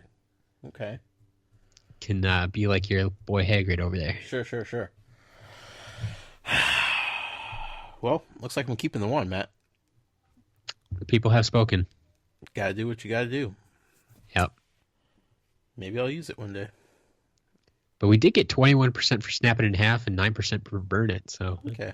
Well, got a few going there. People are not as into the pyro side of destruction that I would assume, but Yep. Well, I mean, that's kind of what you do with wands is you snap them in half. Like, we know Hagrid's wand got snapped in half when he got expelled, so. Right. But, then again, if I had some... What's it called? Spellotape. Spellotape? Yes. Yep. Then I can fix my wand, Matt. You just snap in half. Well, temporary remedy, at least. I feel weird about having this wand now. And I feel like maybe you should try to talk me out of it. I mean, well, at the time, I mean, that was still when you like we said, you didn't really care about Harry Potter. You were just buying because it looked cool. You didn't care about the meaning behind it. So, like, really cool even me trying to talk you out of it, like I think even if I told you exactly what a Death Eater was and what it meant, right, you still probably would have bought it because you just didn't care at that point. Yeah. Now here's my question. Is this just a general Death Eater wand, or is this Death Eater wand specific to a character? So, there are multiple Death Eater wands out there. Okay. And I actually had someone this week, I think it's actually Mel, who was asking me if I knew which Death Eater wand you had, or who. I think she might even said whose Death Eater wand you had. And unfortunately, I don't remember how specific they get with the wands, so I'd have to do a little bit of research. Yeah, because I don't remember them exactly. And the box and like everything it was described was just exactly. Yeah, and that's why I wasn't too worried about it, because I knew your wand specifically just said Death Eater. Yeah. But I'm pretty sure even down at the Wizarding World, I think I want to say there are multiple different Death Eater ones you can buy there. Like, I think they're all labeled as Death Eater. But I think there was at least 2. Yeah. But this one was the coolest of the bunch. Yeah. I mean, it's pretty rad. It just sucks it means such bad things. But yeah, so for anybody wondering, Josh did post a picture of his wand. Yep. On our Twitter account just before the show started. So if you want to take a look at it and figure things out for yourself, you can do that. Like he said, it's the one with the skeleton on it, right? Yeah, the skeleton with the snake. The entire length of the wand is the snake. Yeah. Which is really cool. So we won't say too much about it here on the show, but that should be enough for you guys to figure it out. Definitely. Well, there it is. I'm a turncoat, Matt. It's gonna be bad. Oh yeah. Now here's one last thing I want to say about chapter 9. Okay. So we left without knowing who actually created the Dark Mark. We don't know why they created it, why they conjured it. We don't know true. Anything about it other than it came from Harry Potter's wand. It's the only thing that we know. Yeah. For sure, 100%. I think we can also say that Harry did not do it, because we were following Harry around the whole time. Well, yeah. I mean, okay. We could say with 100% that the trio was not responsible for it. Yes. I'm just going to leave you with this little thought. I feel like whoever conjured up the Dark Mark is somebody we have already met. I don't feel like it's going to be a new character. I feel like it's somebody we have already been introduced to in the first 3 books and 9 chapters. All right. I'm just going to throw that out there. I like it. Okay. Now I can't go further than that with it. But yeah, as much as that narrows it down, it also is still pretty wide open, and I can't ask you to nail it down too much more. Yeah. So at this point, yeah. That leads us to chapter 10, Matt. Kind of a little palate cleanser. Yes. Chapter 10, Mayhem at the Ministry. Mm-hmm. And we meet one new character. The infamous Rita Skeeter. What a name. What a name. Yeah. That's fantastic. She sounds like she's a hard-hitting journalist of the wizard variety. Yeah, I labeled her as an anti-ministry journalist. Mm-hmm, mm-hmm. Definitely isn't a favorite among those within the ministry. No, seems to always be. That's why I labeled her that way, is because she always seems to be looking for a story that makes them look bad. Right. Now, the journalist in me is screaming, it's not the reporter's job to make somebody or something look bad if they already do. You still have to report it regardless, right? Yeah, but she's digging for the bad. Like, there's plenty of good there. Yeah, but there's plenty of good she could be reporting, sure. But she just skips by that until she finds the bad. Well, we don't know that for sure. Again, we don't know how many other articles that she writes that are good, that aren't inflammatory, that just get skipped right over, because good news people don't want to read about, Matt. I know. Journalism 101. People don't care about good news. You know, you could write all the positive features you want about great things going on in the world. What people will be paying attention to and reading the most, what gets the top headlines on the front page every time, is the bad news. It's true. So for every 10 articles that she's writing that's either just fluff or just general positivity or showcasing some sort of enlightening thing in the wizarding world, she's going to be known for writing those super inflammatory pieces about the Ministry because that's what people cling on to. Yep. And without seeing her entire portfolio and her body of work for the publication that she writes for, it's not fair to say that she's just digging in the mud constantly 24/7. Now, when she gets a lead on something, she's going to go deep in that mud. It's true. She probably gets a kick out of exposing the inner workings of the Ministry that don't seem to be working the way they should. Is that out of possibly concern for she thinks the Ministry should be being better? Like, take, for example, our political climate in the United States right now, right? Yeah. Yeah. News organizations has, however negative they do seem to be at times regarding our government, you still kind of have the overall sense that because they are Americans too, they still want things to be better. Sure. Maybe their choice of words, maybe their headlines, maybe biased, maybe skewing towards a different direction. But the important thing is that they get the information out there so that change could happen for the better. Yeah. So I feel like Rita may be getting a little bit of a bad rap here. It's possible. Again, I don't know. Maybe she just, maybe she is the BuzzFeed of the wizard world, and she just, digs for those clickbait articles that she knows people are instantly going to gravitate towards. And she just, she throws stuff out there and sees what sticks. I mean, I guess the thing that gets me is the first time we see her, the first article we read, like Mr. Weasley says, that he's not mentioned by name, but it's a situation that he was involved with. Right.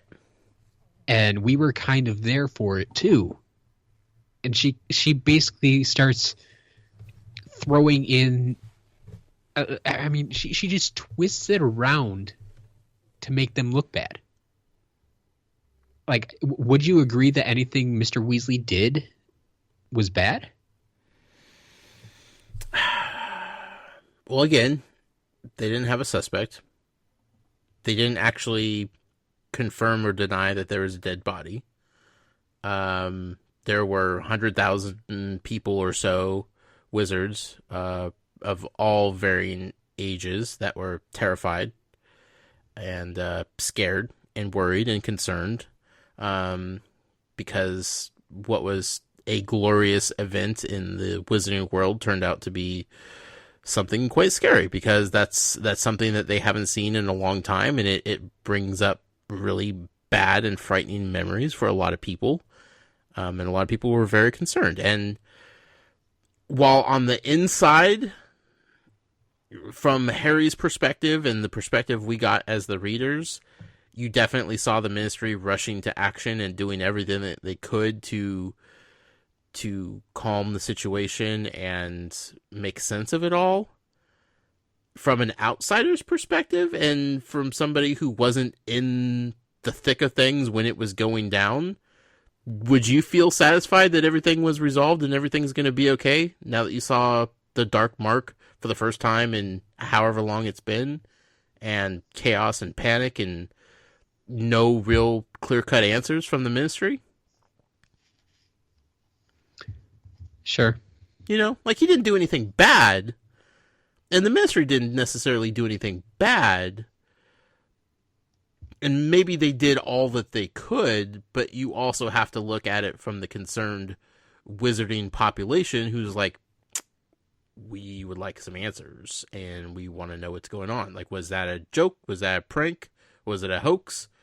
Did somebody really get murdered? Should we be concerned now for our families and friends? And they didn't address that head on when they were posed the question by our good friend Rita Skeeter?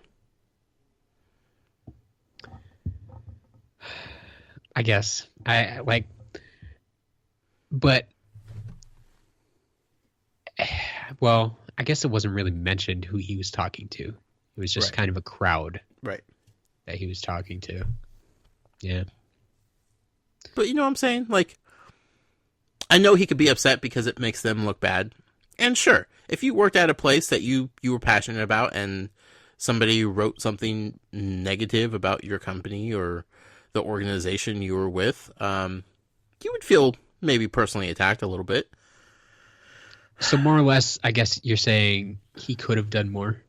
He could have. Or he should at least acknowledge what she's trying to convey with this piece, with this article. Like, hey, you know what?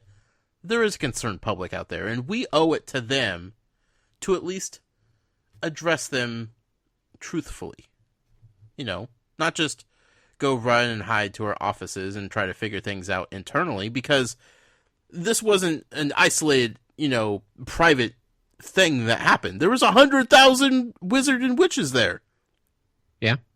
You know, like, they deserve to know that they are safe. If this just happened in the middle of the forest, randomly, Harry, Ron, and Hermione happen to stumble into another predicament where things go awry, and it's just them and the ministry officials and this house elf, and that's it, and that's the only people involved in this, then sure, they could handle everything internally.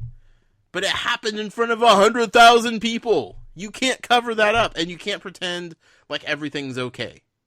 You can't just assume that you're going to figure it out and not tell the people what you know. It just doesn't work. We see it time and time again in this country. You know? Law enforcement or government officials refuse to step up and at least try to, you know, calm things down because, you know, they may be working very diligently behind the scenes to resolve whatever issue it is. But if the people that are scared and frightened don't know that firsthand from them, they have to assume the worst. They have to assume that they're not going to be protected, that they're not being worried about the way that they think that they should be worried about as citizens. So it's important for people with power to address situations like this. Even if you don't know anything yet, at least be honest about that.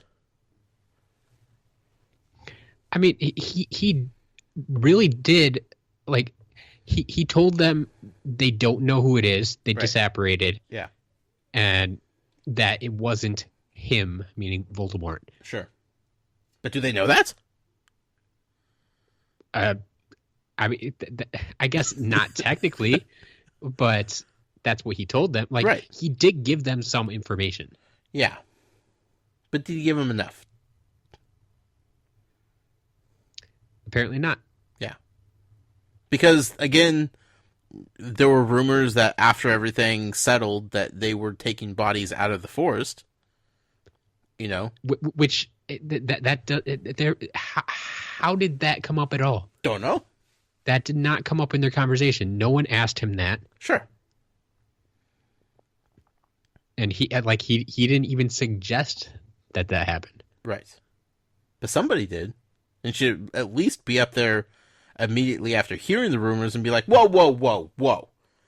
Stop right there. We did not remove any bodies from the forest. We did not find any persons dead. But we don't know who was saying that. No, we don't. Who are we supposed to correct about that? No one ever said that. There were no rumors of that there. No one made those accusations for them to deny. Well, somebody told Rita that. Not do you think she was just lying? That? I think she would. I mean, if she was there reporting, and you know, I guess the best you could get is if Rita knew what the dark mark meant, and she just assumed that someone had been killed. Yeah. Well, maybe. Or maybe she did talk to some wizards who thought that they saw some bodies being taken out. You know? She needs to source her sources. Source your sources, folks. But then if the ministries decline to comment on that kind of stuff, then that's on them if rumors are going to spread. Yeah. So they should at least, after that article is published, no matter how mad they are, they should immediately get on the phone with her and be like, hey, let's clear some details up here. We will tell you what we know. Please write the article accordingly, based on the facts we're about to give you. But instead, they're just being all mad and pissy about it and throwing the hands up in the air, and how dare this Rita Skeeter write bad things about the ministry. Well, I mean, I don't think the ministry has a stellar record when it comes to dealing with things. I mean, they did manage to lose Sirius Black, of all things. Recently, might I add. Sure. I just get the feeling, though, too, that given Mr. Weasley's reaction, like when he looks, who wrote this article? And it's, oh, Rita Skeeter. Like, you get the idea that she doesn't have the best reputation with the ministry either. But maybe that's because she's the one that's not afraid to speak the truth for the people. Maybe, I don't know, Matt. I'm speaking as a fellow journalist who's defending somebody who I know nothing about. Sure. I don't know her intentions. I don't know what she's really like. I am only basing this off of the introduction to her here. First impression. Yes. Got it. All kinds of things going on in the Weasley house. That's true. Yeah. All kinds of things. Percy, of course, is rushing off to the office to go help Dad, a.k.a. Mr. Crouch. Look, if he could drop his dad and be adopted by Mr. Crouch, he 100% would. Yeah, especially, I think that might be, is that the next chapter? No, that's this chapter too. But yeah, okay. First of all, that Percy, in the middle of all this, is still worried about his cauldron report. Yep. It's like, oh yeah, I could turn that in as well while I'm there. Person. No, Percy, not right now. But yeah, then we even get to the point. It bothers me every time I read it, but Percy, he basically, I don't have a good word for it. Well, I guess Mrs. Weasley uses the word blame, but when Percy's like, if truth be told, he was a tad unwise to make a public statement without clearing with his head of department first. I'm like, okay, Percy, don't care what you think. That's your father. Yeah. Yeah, just cut it out. Also, he was walking a very thin line later on in the chapter when he started to argue with Hermione about elf rights. Yep. Now, I don't know how much Percy knows about house elves and how he thinks they should be treated. However, Hermione just may not be somebody that he should be getting into an argument with. Yeah, you get the impression that Hermione would be a very good litigator. Yeah, she could run circles around him, I think. Yeah. You know, and she might be a better wizard than him also. I think she could be a better wizard than a lot of people. Yes. Even at her age right now. Exactly. Like they always say, top of her class. Yeah. So, I mean, I don't know I know Percy was just defending his boss and, you know, being the Percy that we know and love. But yeah, there he goes crossing that line again, putting his boss above everybody else, right, including his family. Right. So, I don't know. Percy, I hope he's not in for a disappointment with his boss, but it kind of feels like we're going down that road of he's going to need something to shake him out of this, and I don't know what else it could be other than discovering his boss is a bad dude, so. Sure. We'll see. Going back to, I want to say the second book. Okay. Was that our first introduction to the Burrow? Yes. Okay. That's when we had a brief little mention of the very special clock of the Weasleys. Yes. Now, we got a little bit more detailed information about how this clock operates. There's no time on it. Nope, not at all. There is a hand for every member of the family. It's true. And there are 12 different locations of where the family could possibly be at any given time. Most likely, most of them should be pointing at either home, traveling, work, or school. Yep. Which I get, right? Now, they ran through the rest of the locales of where the Weasleys might be at any given time. Yeah. There were two that stuck out specifically that I thought to myself, you know what? I bet not every family clock has these two options. These seem very specific for the Weasley household. It could be a personalized clock, I suppose. It just seemed too fitting, right? I mean, like you said, if you even want to call it a clock, but yeah. Right. Lost. Yep. Or prison. Yeah. Now, I don't want to say that either one of those are ever going to be used by one of the Weasley boys, but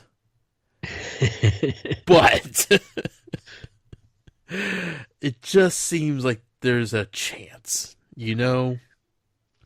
They might be there for a reason. Maybe. Yeah. It cracked me up. It absolutely cracked me up. Sure. And then the 12th location being, what was it? Mortally wounded or something? I can't remember the specific terminology. Essentially dead. So, well, and I think not quite dead, but pretty darn close. Like on your deathbed. So, quite a fascinating little clock, though. Yeah. Definitely, I'm sure it helps Mrs. Weasley keep track of the family. It was funny watching her watch her husband leave work, begin travel, and then show up at the house. It's like, man, he could never get away with anything because she is watching him like a hawk. Yeah. I mean, it's that whole like, I mean, nowadays we kind of have that where people can track your phone. Oh, right, yeah. And I mean, as long as like, I think my brother-in-law and my sister do that. Like they have that hooked up with their phones. Yeah. And it's like, all right, where are they now? I'm like, okay, yeah, they should be back in 5 minutes. Okay, if you say so. Don't need that much information on people. Yeah. I mean, it can come in handy, but like as long as all parties involved are okay with it, I guess whatever. Sure. But like, yeah, Mr. Weasley could never go hang out at the Leaky Cauldron after work, you know? Like, without having to go home and be like, well, honey, I was grabbing a few drinks at the Leaky Cauldron. I know I was supposed to be at home helping you get dinner, but, you know, like, you can't even ever have any me time without having to explain himself. Yeah. And I feel like Mr. Weasley has it in him to go plug hunting or battery picking or something that his wife's gonna be. Hey, maybe that's one of the stops is like hunting, hunting and gathering, or no, there should be like a me time on there or something like that. Could involve, but she would know what he was up to. He was trying to collect Muggle artifacts, and that's a no. Yeah. So, poor Mr. Weasley. That's all I gotta say about that. Twins are up to something. We know this. It's true. Yeah. Well, I mean, yeah, they're always up to something, but this time they have big plans. Yeah, they are rich. They have a bag of gold, and they know what to use it on. I'm telling you, they're going to invest it back in their business. Yeah? Yeah. That could be exciting. I hope so. Oh. Real quick. Brief mention, because JK loves to do this to me. I swear sometimes I think she throws stuff in the book just to see if I'm fully paying attention. Sure. A ghoul that lives in the Weasley attic. Yeah. They have a ghoul up there. Yeah. I want to know more about this. Could it leave if it wanted to? Is it a past family member? Who is this ghoul? What does it do? Does it just live in the attic? Can it come down to the house? Do they ever interact with it? Do they just know it's there and just accept it? I want to know. Fair enough. I feel like there's a dynamic of the Weasley household that is completely unexplored at this point, and that frustrates me, Matt. Well, I don't know if this will help you or not, but this is not the last time we see the Burrow, so... Yeah, but it's probably the last time this book, and that makes me mad. I suppose, yeah. It could be a while before you see it again. Yeah, we had, the Dursley house, we had something in between. Now we have the Weasley house, and then the next chapter, they're on the train to Hogwarts, and we know how the rest of the book is going to go. So. Sure. I just want to know more about this ghoul. That's all. Yeah. Pig is still adorable, from what I could tell. Still being Pig, yep. Still being Pig. Love it. Absolutely love it. And then dress robes. Dress robes. Yeah. If you ask me, it's a kind of weird name. Yeah. Like it makes it sound more feminine by calling them dress robes. Sure.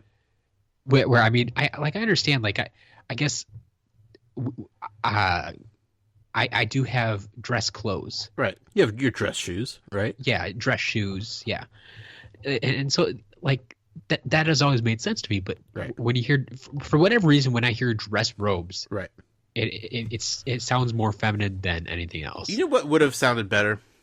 What's that? Formal robes. Sure. Right. And I mean that would be almost more descriptive. Yeah. Because they are just robes for formal occasions. Right. Right. But I mean I can see where she's coming from. Sure. Calling them dress robes, because like you said, that's what we do call those clothes. Yeah. But something fancy's happening at Hogwarts this year. So it sounds. For the 4th years. Yep. Or for everybody? I can't tell. It was a little muddy there. Yeah, we really only had contact with the 4th years at this point, so that's all we know for sure. But like, is Jenny bringing dress robes? It's possible. Like, I don't know. It was not crystal clear. Correct. Who was needing the dress robes and why? Yeah, we only addressed Harry and Ron at this point. So. Right. And even going forward into the next chapter, like, still we just dealt with a bunch of 4th years. Yeah. So, don't know. I don't know, but I'm interested. I'm curious. But that was pretty much the palate cleanser chapter. That was just we had an intense chapter before it. So now let's just kind of all settle down and enjoy the mundane daily life of the Burrow. Sure. So, anything else before we move on to chapter 11? I don't think so. Chapter 11. Chapter 11, Aboard the Hogwarts Express. Can't get away from a book without the Hogwarts Express, right? Nope. Can't believe it took, 11 chapters to get to this point. But exactly. You're like, this is the part of the book that I always think back, and it's like, okay, we are now like 150 pages into this book. Right. This 150 pages is literally half of book 1. Yeah. And we are just getting on the train. Crazy. Yeah.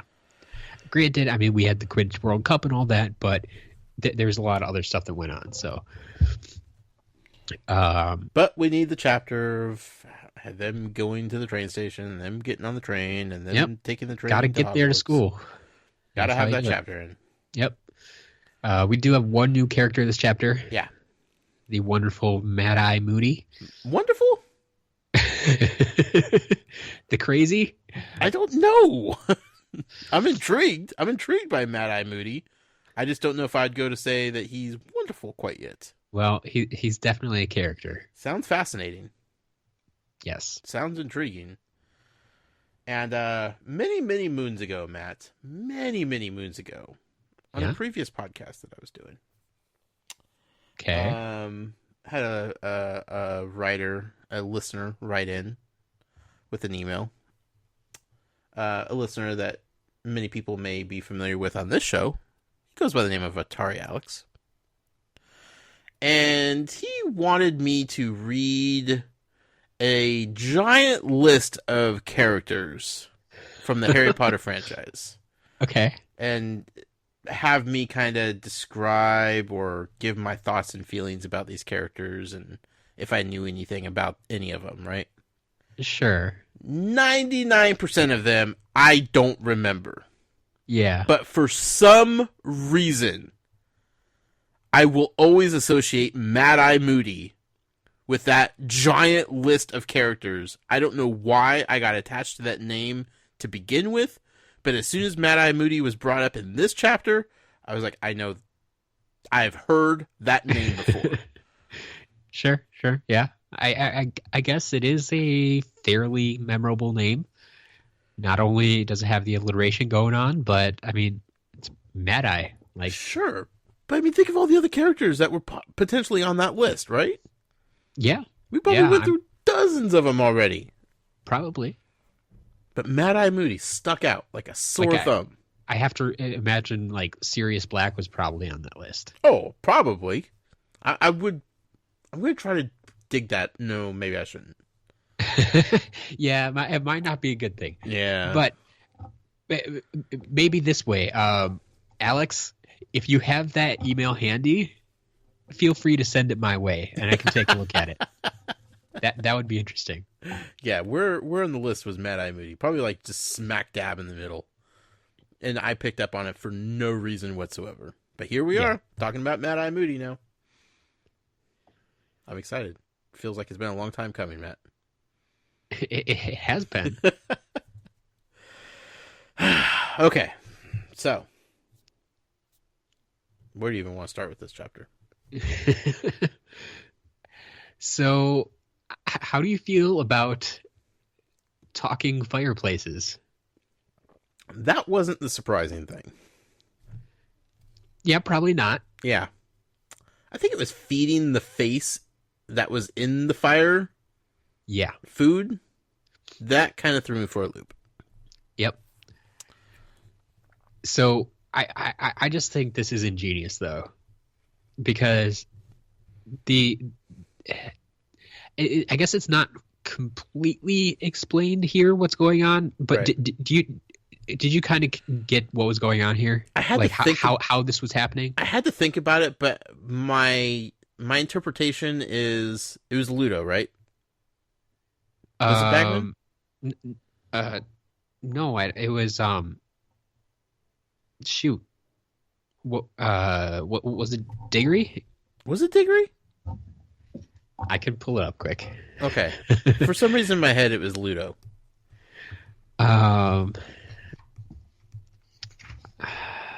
People are just screaming at us right now. How dare you not remember this? Sorry, guys. Just read it 2 days ago. You just read it a day ago, probably. Last night. There you go. 24 hours. Yeah. Urgent call from the ministry. Yeah. Amos Diggory's head was sitting in the middle of the flames. Okay. It was Diggory. Yep. All right. Yep. Fair enough. For some reason I was just associating that with Ludo. He just seems big and boisterous and would do something crazy like that. Sure. So what I gather is instead of jumping into the fire, the green flames, and using the flu network, he basically probably just got down on his hands and knees and stuck his head into the flames. There you go. Okay. Perfect. So, yeah, this is just the flu network at work. And it's why wizards don't need phones, right. Essentially. This is a phone call. Sure. Kind of disturbing, though, that you can maybe a flu call, if you want to call it, whatever they call them. I don't know. But I mean, Mrs. Weasley even said an urgent call from the Ministry. Right. They refer to them as calls. Yeah. So it's just weird because given our technology, like it fits, but it doesn't. Like we can make connections. Like, okay, it's a phone call. It could even say it's like a visual. I mean, back in the 90s when they were trying to get all high tech, it's like, ooh, we can make these visual phone calls now. Right. And you could see the other person on the other end, and it's like, okay, yeah, we have that now. We have like FaceTime and we have Google Hangouts right. and Skype and this type of thing where you can actually see the person, but they're still one step ahead of us because they are literally transporting their head to the other location. They can actually feed them. They can actually receive items. It's so creepy. So creepy. Yeah, it would be really weird to feed your fireplace some food. Right. It's here, take this with you. Sure. But I still love it. I just love how their form of communication works, and like that the Flu Network is undoubtedly going to be faster than sending an owl. Sure. Owls are snail mail. Yeah. I mean, even the fastest owls. Yeah. I mean, you're not getting anything urgent that way. Yeah, I think we, I was it. I don't remember if that was actually mentioned. Like Professor Dumbledore getting a urgent owl. Oh, right. I think they did mention that once he got an urgent owl, but still, I mean, how urgent can it be? How fast can it actually be? Like, it's yeah. I don't know. Interesting. In any case, yeah. This was definitely the Flute Network. Sure. Yes. Okay. They fed the fire. I'm glad I was able to figure that out. Because it wasn't really described too well. No. There was an assumption that you knew what was going on. Exactly. We've had mentions of the Flute Network before and that it transports people, but this is really the first time we've seen just a head in the flames. Right. and that's why Harry, when he saw it, he was kind of taken aback. Sure. Yeah. It was new. Transport body parts. Yep. So then we talked a little bit about Mad Eye Moody. Don't know what's up with him yet. Not really sure what's going on. He seems to be kind of losing his mind, maybe. Mm-hmm. Kind of paranoid. Right. I mean, he's the best I can come up with is, he's that retired CIA agent who always thinks there's a spy out to get him. Right. Like always, looking over his shoulder. Yep. Checking everything twice to make sure it's not tapped and there's a wire somewhere. That it was essentially his job. Right. And so now he's just, that's all he can think about, even though he's retired. If he gets poured a glass of water at a restaurant, he throws out the glass of water and then pulls out a bottle of water from his pocket just because he's not trusting them. Like crazy stuff like that. Sure. Yeah. We'll see. I'm interested to find out more about this Mad Eye character. I think he's going to be a fun addition to the story. Yeah. We'll see. Sure. Where he goes. What does he know about dark arts, Matt? What does he know? Yeah. Well, I mean, like it was described, he was an Auror, so he was a dark wizard catcher. So I mean, he knows people who he caught people who use the dark arts, I guess. So you'd say he's relatively up to speed on the defense against dark arts. In theory, he should be very well versed in defense against the dark arts. Interesting. All I see here is a candidate, Matt. Yeah. I know we have an open position at Hogwarts. I know we have this mysterious new character who seems to have a background in dark arts, or at least defending against them. This isn't a math podcast, Matt, but 2 and 2 usually equals 4. Well, yeah, and to push that one even farther, shoot, I'm not gonna be able to find it right now. But when Amos is talking about it in the fire, like he mentions, Mad Eye, like, why do you have to go and do this? One day before he starts his new job. Right. Mm-hmm. One day, huh? One day. So happens to be the day before everybody's traveling to Hogwarts. There we go. Mad Eye's supposed to be starting his new job today. Yep. There we go. Mm-hmm. Mm-hmm. Mm-hmm. Do we have a new Defense Against the Dark Arts teacher in our hands? Answer is... We'll find out next week. I'm sure. But I feel like this is going to be good. I want a crazy, paranoid, old Auror as a teacher at Hogwarts. Like, yes, that feels right based on every other character, every other whack job that we've had in and out of that school. He's going to fit right in, and I can't wait. Awesome. And Snape's going to hate him, and that's going to be just instantly, a boiling point there. So it's going to be good. It's going to be great. Yep. Speaking of Hogwarts, Matt. Yes. Now, my power of deduction is what I think it is these days. I think it's fair to say that there might be something special happening at Hogwarts this year. You think so? I think there might be. I'm not... It hasn't really been spelled out bluntly yet, but I think it's been kind of tiptoed around. I don't know why you've never picked up on it or made mention of it. Seems kind of ridiculous that I've been harboring these thoughts and, feelings of a big special event happening at Hogwarts for the last few shows, but I feel like it's time to fully, pop the bubble on this here, because Mrs. Weasley, Charlie, Bill, they're all in on it. Whatever it is, they know what's up. Yeah, I never realized just how much J.K. pushes this point until I read it for the podcast here. Right. I literally wrote down, stop hinting at this. It just over and over, she pushes it, and I'm like, wow, this seems like overkill. Yeah. Well, in my notes, I put, this better be worth the hype, because it just seems too, now we got Malfoy talking about it, and well, see, and that's what gets me too. It makes me wonder, is it really supposed to be this big of a secret? Because I get the impression from the Weasleys, the elder Weasleys that know about this. Yeah.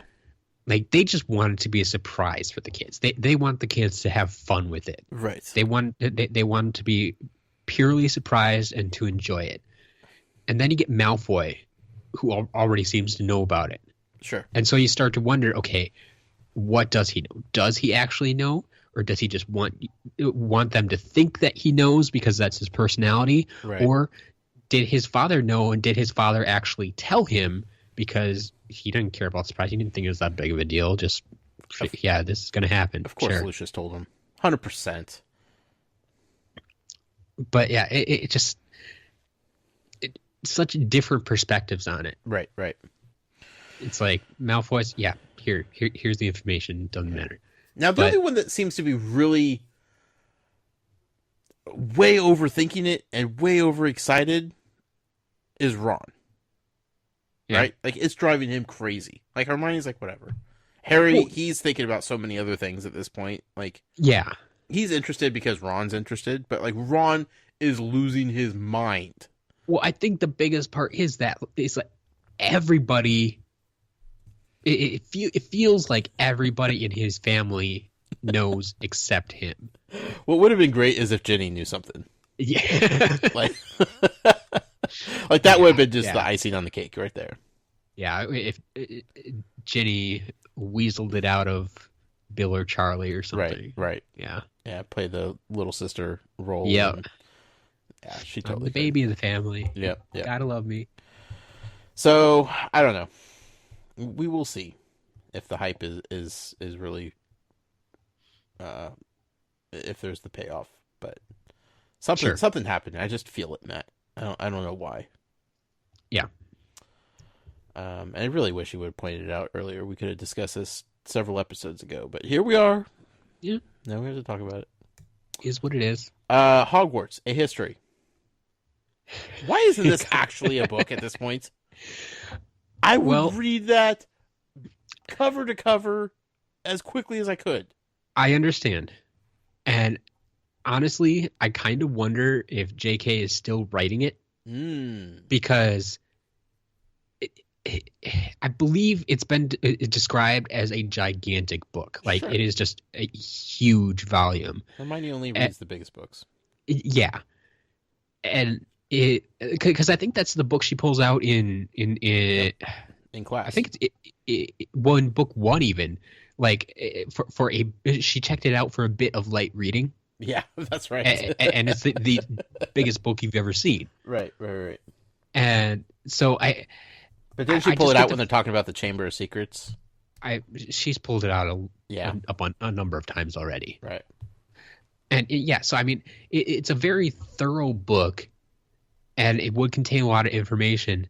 And I just think it would take many, many years to actually write. I mean, because we just get snippets of what's supposedly in it. Sure. And so JK has some idea, sure, but to fill in like the whole book would take a long time.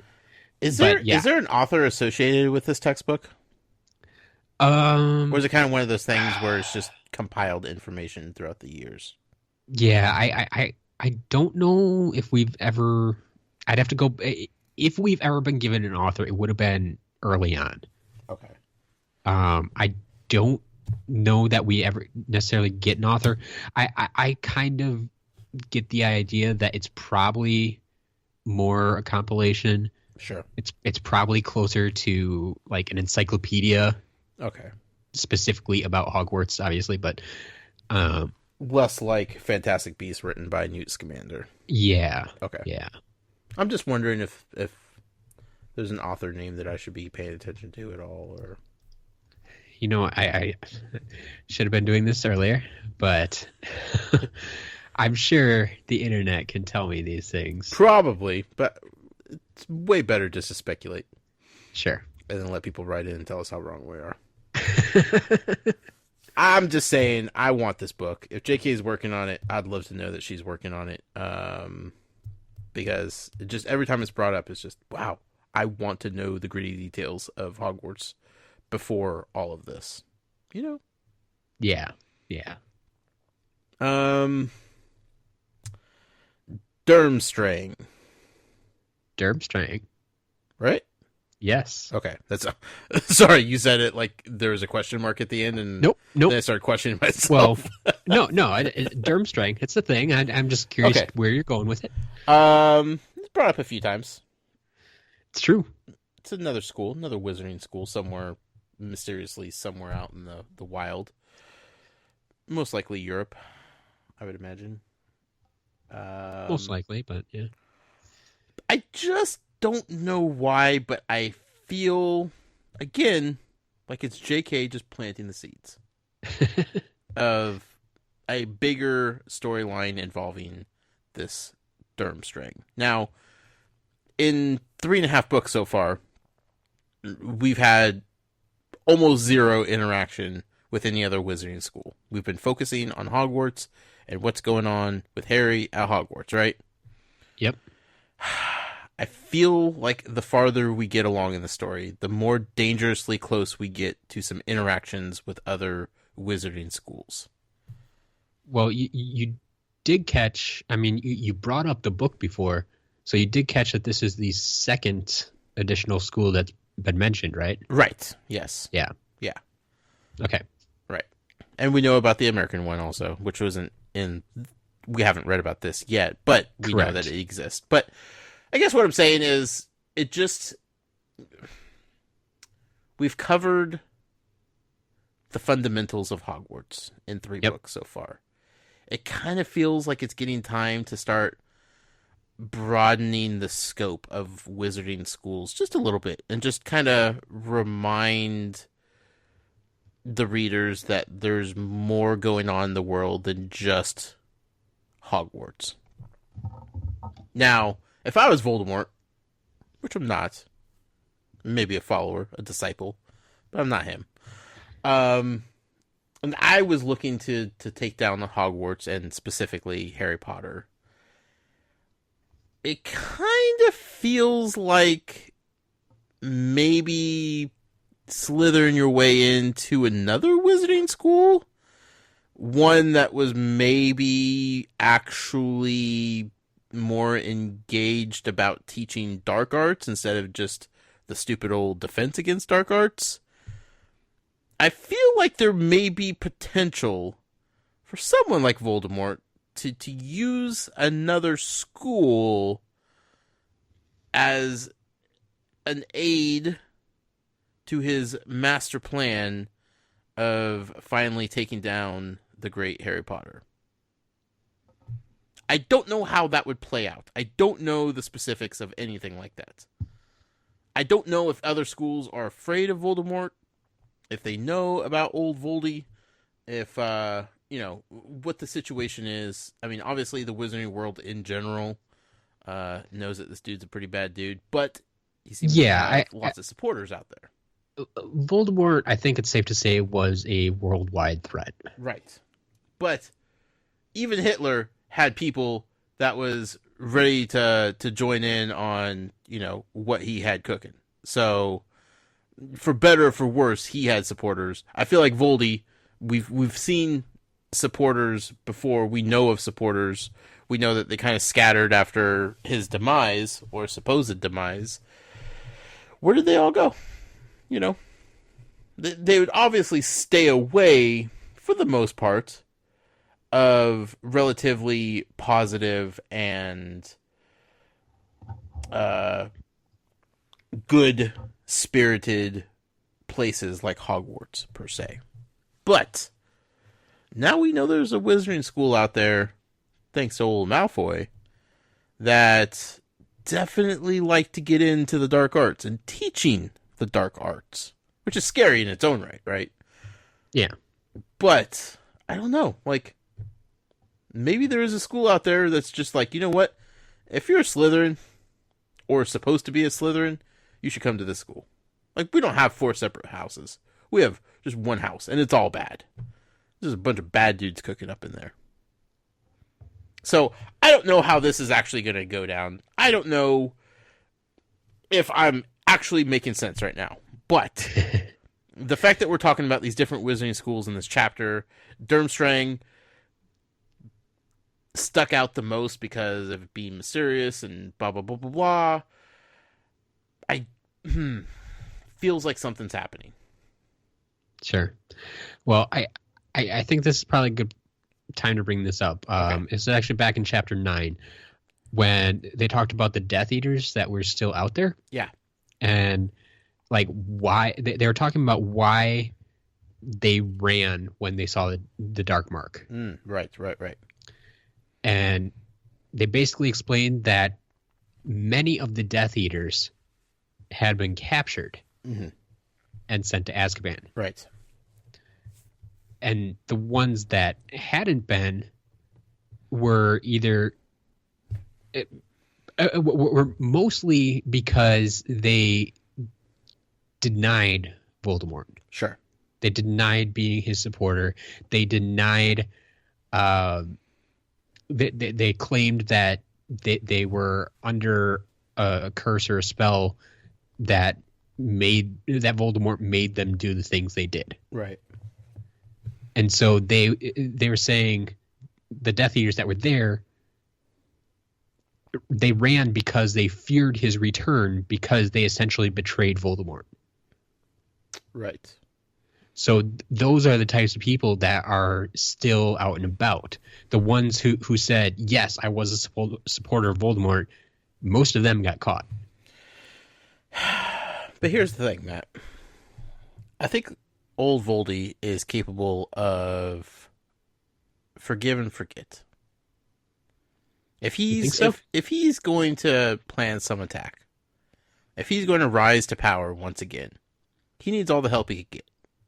Right? Well, yeah, if he's taking help from Pettigrew. Sure. So, if there's people out there that maybe turn their back on him, but at one point felt like they could support him in what he's doing, I feel like there's a chance that he could look past them turning their back on him and welcome them back with open arms. Sure. I'm just saying. You can't trust anybody in this world, Matt. I mean, look at poor Professor Quirrell. I mean, he was clearly the most trustworthy guy at Hogwarts in that first book until the end. And it's just like, God, well, that ruined it forever. Sure. So, yeah, I mean, everything else pretty straightforward. Malfoy is still insufferable. I Absolutely despise him, as everyone should. They make it to Hogwarts. It's pouring down rain. Hagrid makes a joke about drowning the first years. It's going to be a great year at Hogwarts. Yes. Yeah, it's just nice to see Hagrid again. Yes. He always makes me smile. Even Hagrid's back. We're back at Hogwarts. Yeah, it's that warm comfort blanket. Just we're back. Here we go. So that's chapter 11. It is. That's all we got. What chapters are we reading next week, Matt? I believe next week we are just on 12 and 13. 12 and 13. Back to 2. Yeah, and I will double check this quickly, but I'm pretty sure we're going to be on our 2 chapters a week for a long time now. Sure. So if you're in doubt, just go to talesfromgodrichollow.com and you can find the full schedule there, and I'll update that as needed if we ever change. But until further notice, it's 2 chapters a week. Yep. Okay. Just wanted to clarify. Yeah. I think towards the end of the book we switch it up again, but that's a couple months down the road. So okay. So next week, chapters 12 and 13. 12 and 13. Before next week, though, Matt. Yes. I'm going to channel my inner Trelawney here and predict that we have some emails this week. Well, that would be a stellar prediction. My divination is on point, Matt. Regardless of what Hermione thinks of this wonderful craft. Well, first email this week would come from Katie. Hi, Katie. Says, hello again, guys. I have special memories of the first few chapters of Goblet of Fire because my friend Mary read them to me. This was when I was waiting for the Braille copy to become available. Mary has excellent voices for Uncle Vernon and Hagrid. I also remember that I was caught reading this one 2 times when I shouldn't have been. Oh. Once during math class and once in the middle of the night. I can read in the dark, but I still have to turn the pages. Katie, you my mom, troublemaker. My mom happened to be awake and heard me. And, well, I'll read this generically for you, but she says, she basically says it was right at the climax of this book is when she got caught. So okay. she had to stop reading right when it got really good. Now she knows how I feel, Matt. You do that to me week in and week out. There you go. Yeah. I also wanted to say that the latest episode of the podcast came out right when I was getting the news that my grandma's cancer is officially gone. So y'all are now my good luck podcast, right in time for St. Patrick's Day. Wow. And thanks for releasing the podcast episodes on the Patreon feed, by the way. Good. I'm glad that's working out. Yeah. And super glad to hear about your grandma. That's fantastic news. A lot of good things going on there. Yeah. Absolutely. Also, Katie, stop getting in trouble. Stop. Just put the book down. It'll be there tomorrow. It'll be there next week. It's all good. Harry Potter. All right. So I'm sorry, this may take me a little bit longer than usual because I have to sort through some of these emails because some people wrote in emails alongside of their artwork. Oh, sure. So I couldn't keep them all separated. Yeah, I probably should have told people to do that separately, huh? Yeah, it would have been handy if I had separate emails for all the entries, but it's okay. We'll get it sorted out. Live and learn, Matt. Live and learn. Yes. So our next email is from Rihanna. Hi, Brianna. She says, "Hey guys, happy Monday or sleepy Monday due to springing forward. Tell me How do you feel about daylight savings, Josh?" You know, it's kind of rough. I'm more of a fall back type of guy than a spring ahead type of guy. Yeah. Like I am all for just getting rid of it. Yeah, I don't know. I do. See, here's the thing. A week ago, so like 2 weeks ago, Little League started. Baseball and softball for several of the kids. And practices could go until about 6:15 or so before it starts getting dark. Sure. And, you know, people get off work at 5, so practices usually start about 5 or 5:30. So the kids aren't getting much playtime out there. So that's been the case for like 2 weeks now. Daylight savings time happens. Boom. All of a sudden, we're getting daylight until like 7:30 or so, 7:15, 7:30. Sure. That means all kinds of baseball, which, Matt, I know you're a fan of, and you could appreciate how much practice it takes to perfect the great skill of baseball. Running around the bases. Yeah, okay. Right. So I like it for the fact that, you know what? I like it being lighter, darker. It's just that first day is rough. So glad that they do it on a Sunday. Sure. Yeah. I guess I don't care which way they put it. Like, if you just want to keep it at the hour later, like this time that we're in now, right? Just keep that year round. Sure. I mean, Wisconsin is actually working on getting rid of the change. You know what? That needs to stop. And let me talk to everybody in Arizona right now. Get on board with daylight savings time. I have some friends down in Arizona, yeah. Who gives you the right to just do whatever you want with time? There's people down... who gave them the right to change it in the first place? America, that's who. Yeah, so we can change it back, too. Not one state at a time, Matt. Well, yeah, you get the federal government on that. They have better things to do, Matt. Like, I am all for the whole country going at once, but it's a whole lot harder nothing. to do. Arizona, stop being different. There's sections of Indiana that do it too. Don't even tell me that. Now I'm just going to be mad at Indiana. The state I always should forget be. exists. Yeah. Anyway, that's not what Rihanna was writing about. So, okay. Thoughts on this week's reading. Death Eaters. What are you going to do with that wand, Josh? Snap it, eBay, or have it as a keepsake since you did buy it without knowing? The people have spoken. I'm keeping it. Yep. We kind of talked about that, so yep. There you go. It says, I love how many real problems these chapters encountered. 1. Prejudice. Whether it be muggles, mudbloods, or house elves, many wizards seem guilty of it in some shape or form. Yeah, I agree. Yep. 2. Barty Crouch is a higher up at the ministry, and he got away with not having his house elf checked out by the ministry and kept it on the DL so it stayed out of the paper. So basically we saw a leader with money and rank get away with a lot. Shocking. Yep. Which I think you kind of called him out on. So. 3. Self-esteem and money problems. Poor Ron. He just can't get over the fact that he's poor. I think a lot of kids with self-esteem issues have something they are embarrassed about at home. I always felt that way about my parents' age.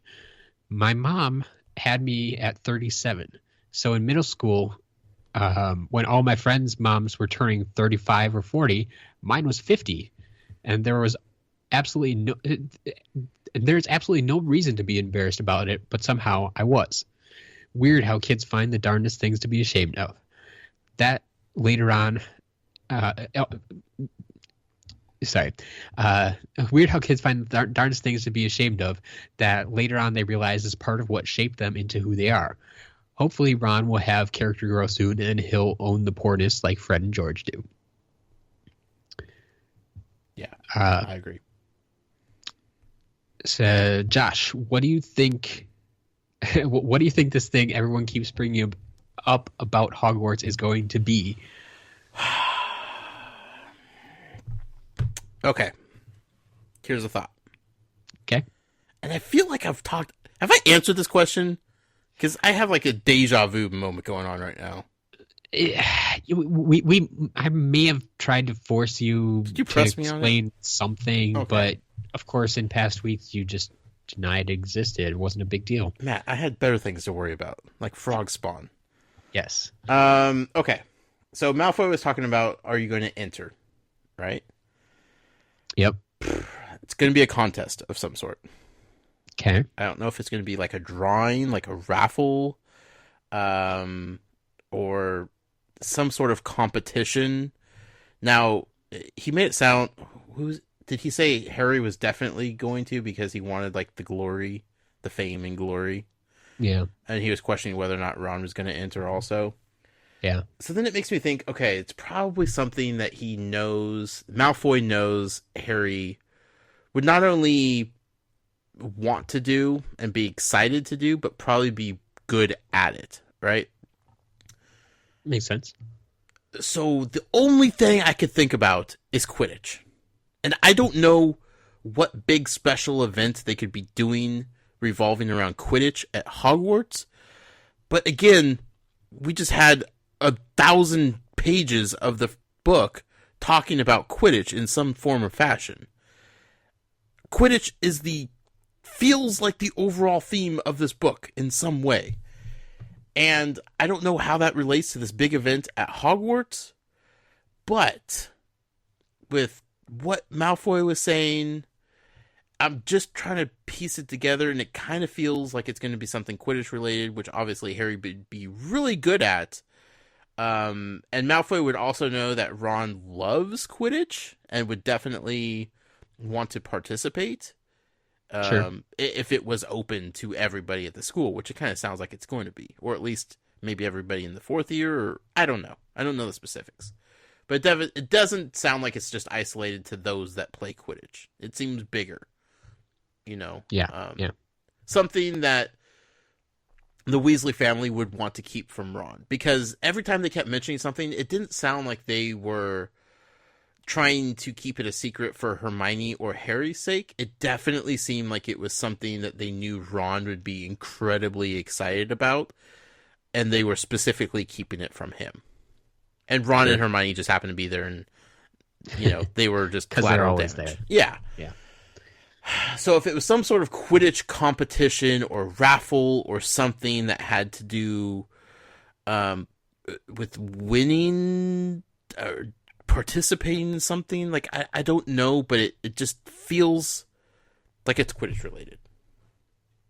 Some sort of raffle with Quidditch that Ron would be excited about, that Harry would want to participate in because he's a show-off, and who others wouldn't see as that big of a deal, like the Malfoys, where it's just like, oh, this is a cool thing that's happening this year, but not like, oh my god, this is the best thing ever.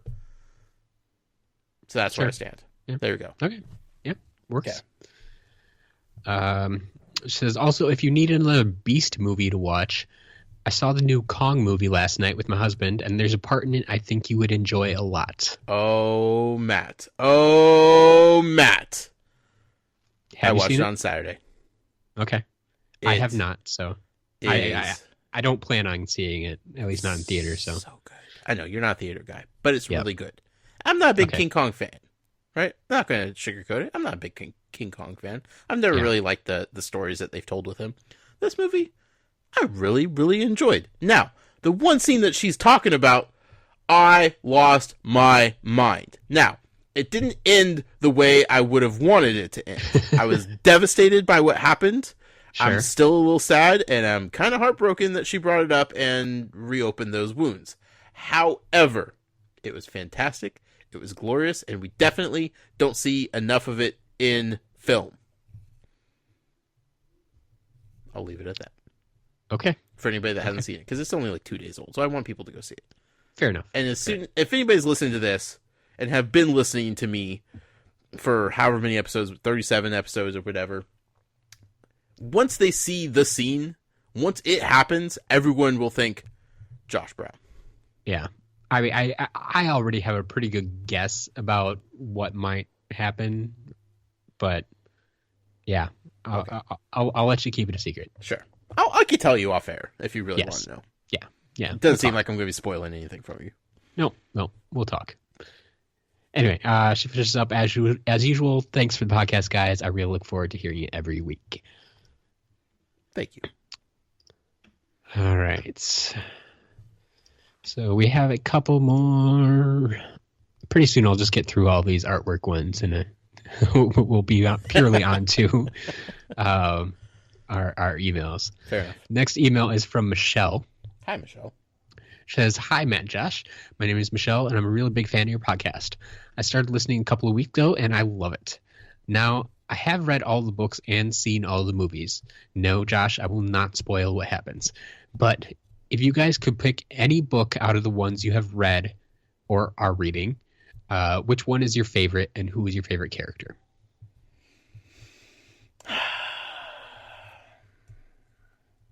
I feel like we've answered this question before, and I feel bad if I give a different answer this time than the last time.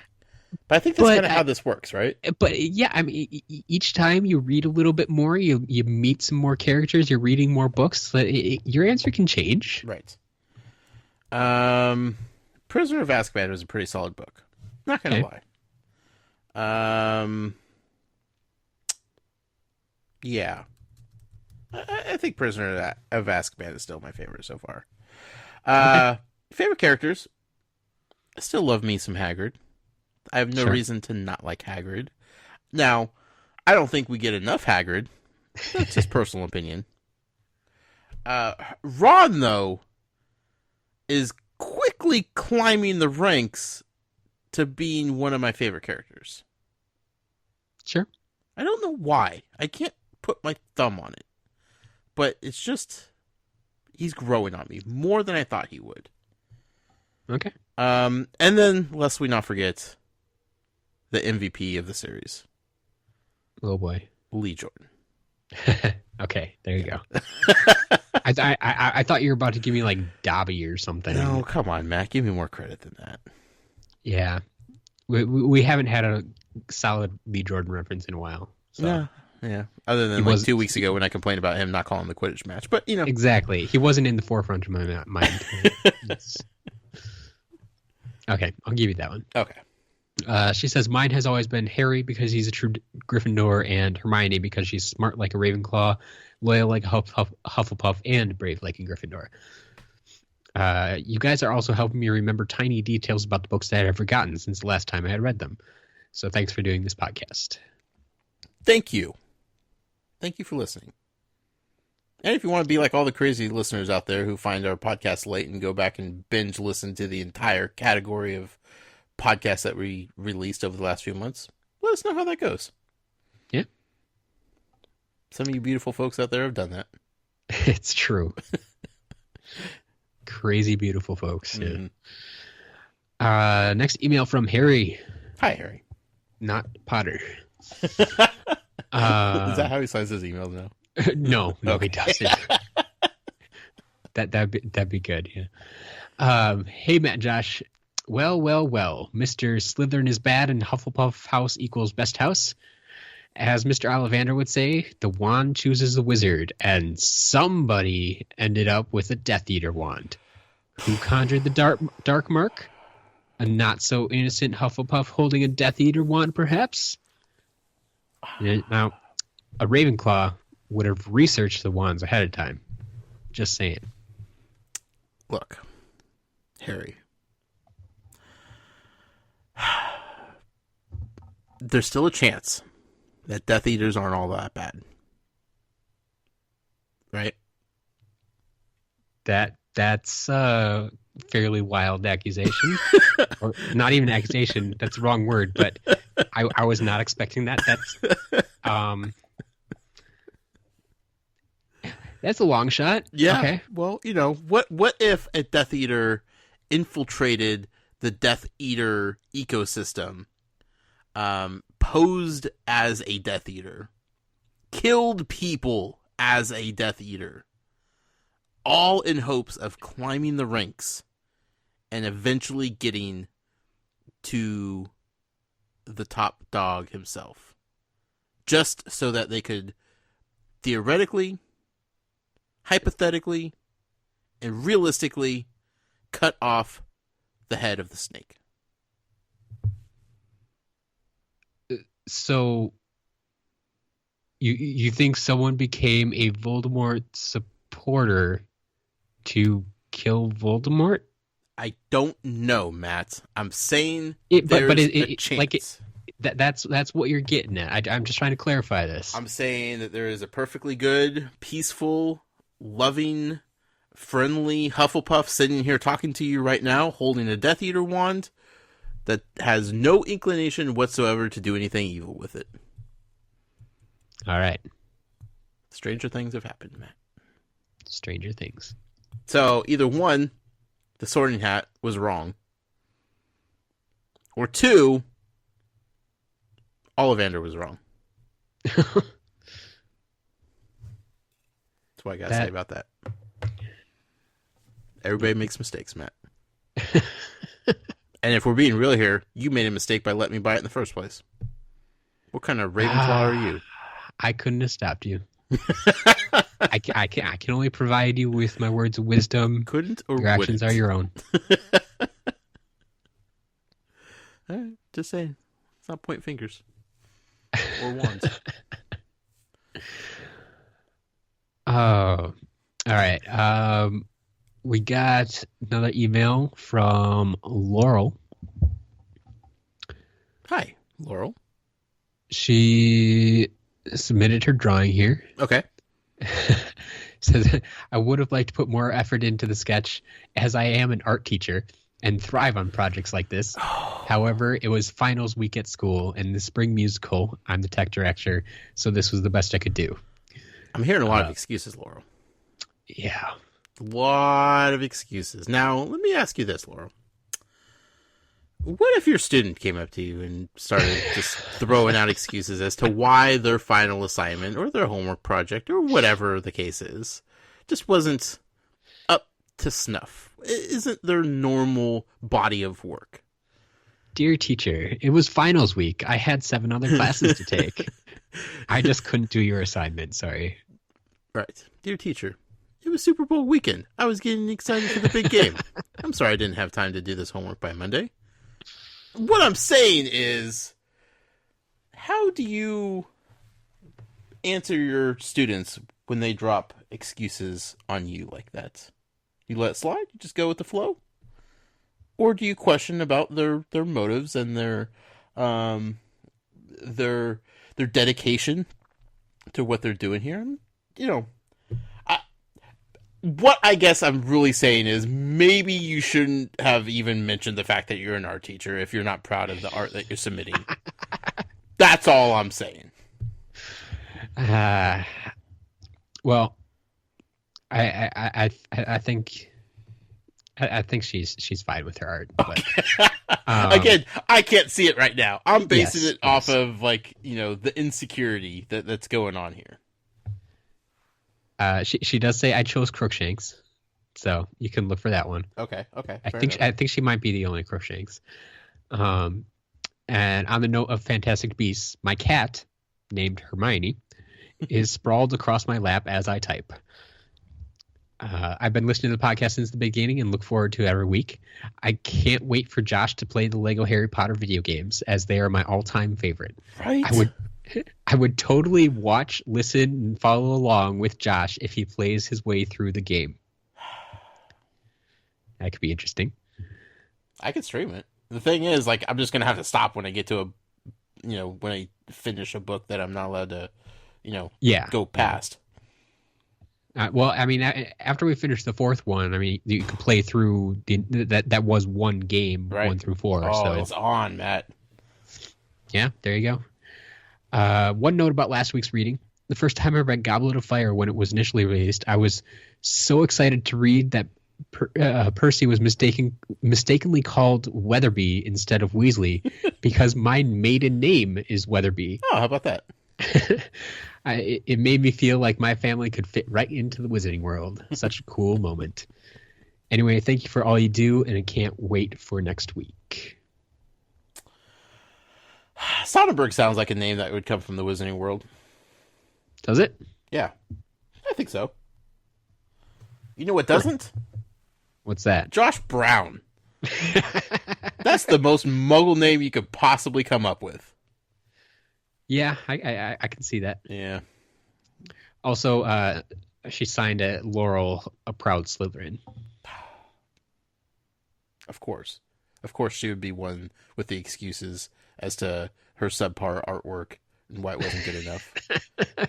Typical Slytherin. Oh, yeah. All right. I got two more here. Okay. Once again, Alex. Hi, Alex. Falling behind.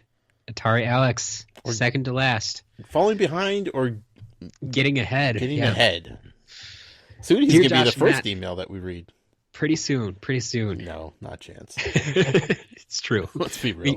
We get some emails pretty early in the week. His owl is slow. Yeah. Maybe he's using Arrow. Dear Josh and Matt, I had to tear myself away from another magical world to come write you about this magical world.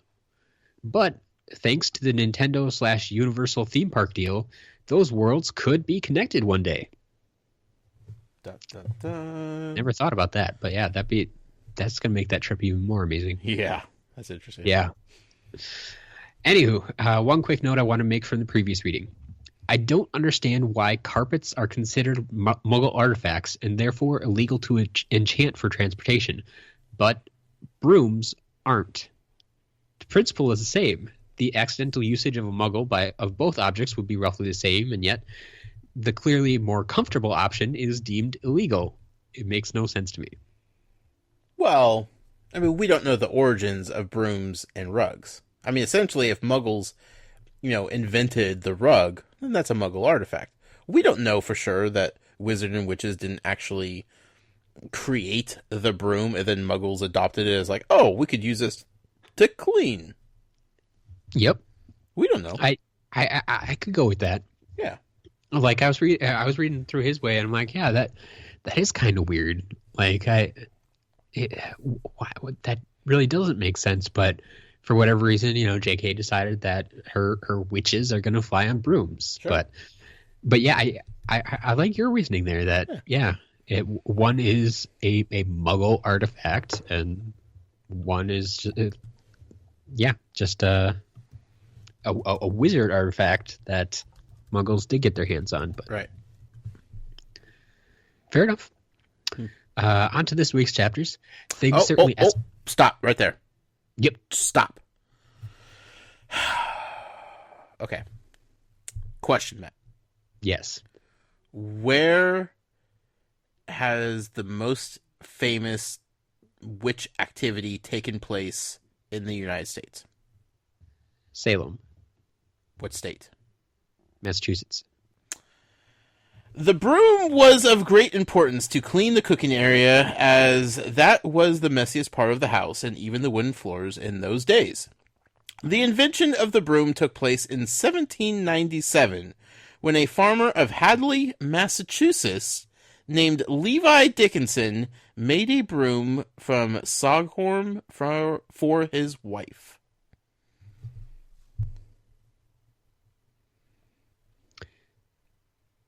Where did you get this? I Googled who invented the broom, ? Interesting.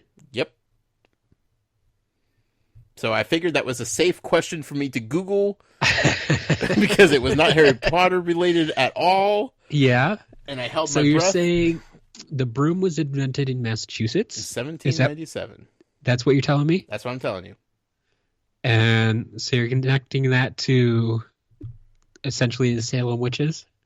I'm just saying there was some witch activity in that area. It's known for its magical properties as a location, and maybe this Levi Dickinson character was actually a wizard.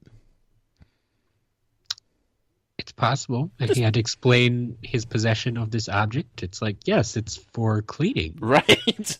I made it for my wife. Yes. I kind of like that. Yeah.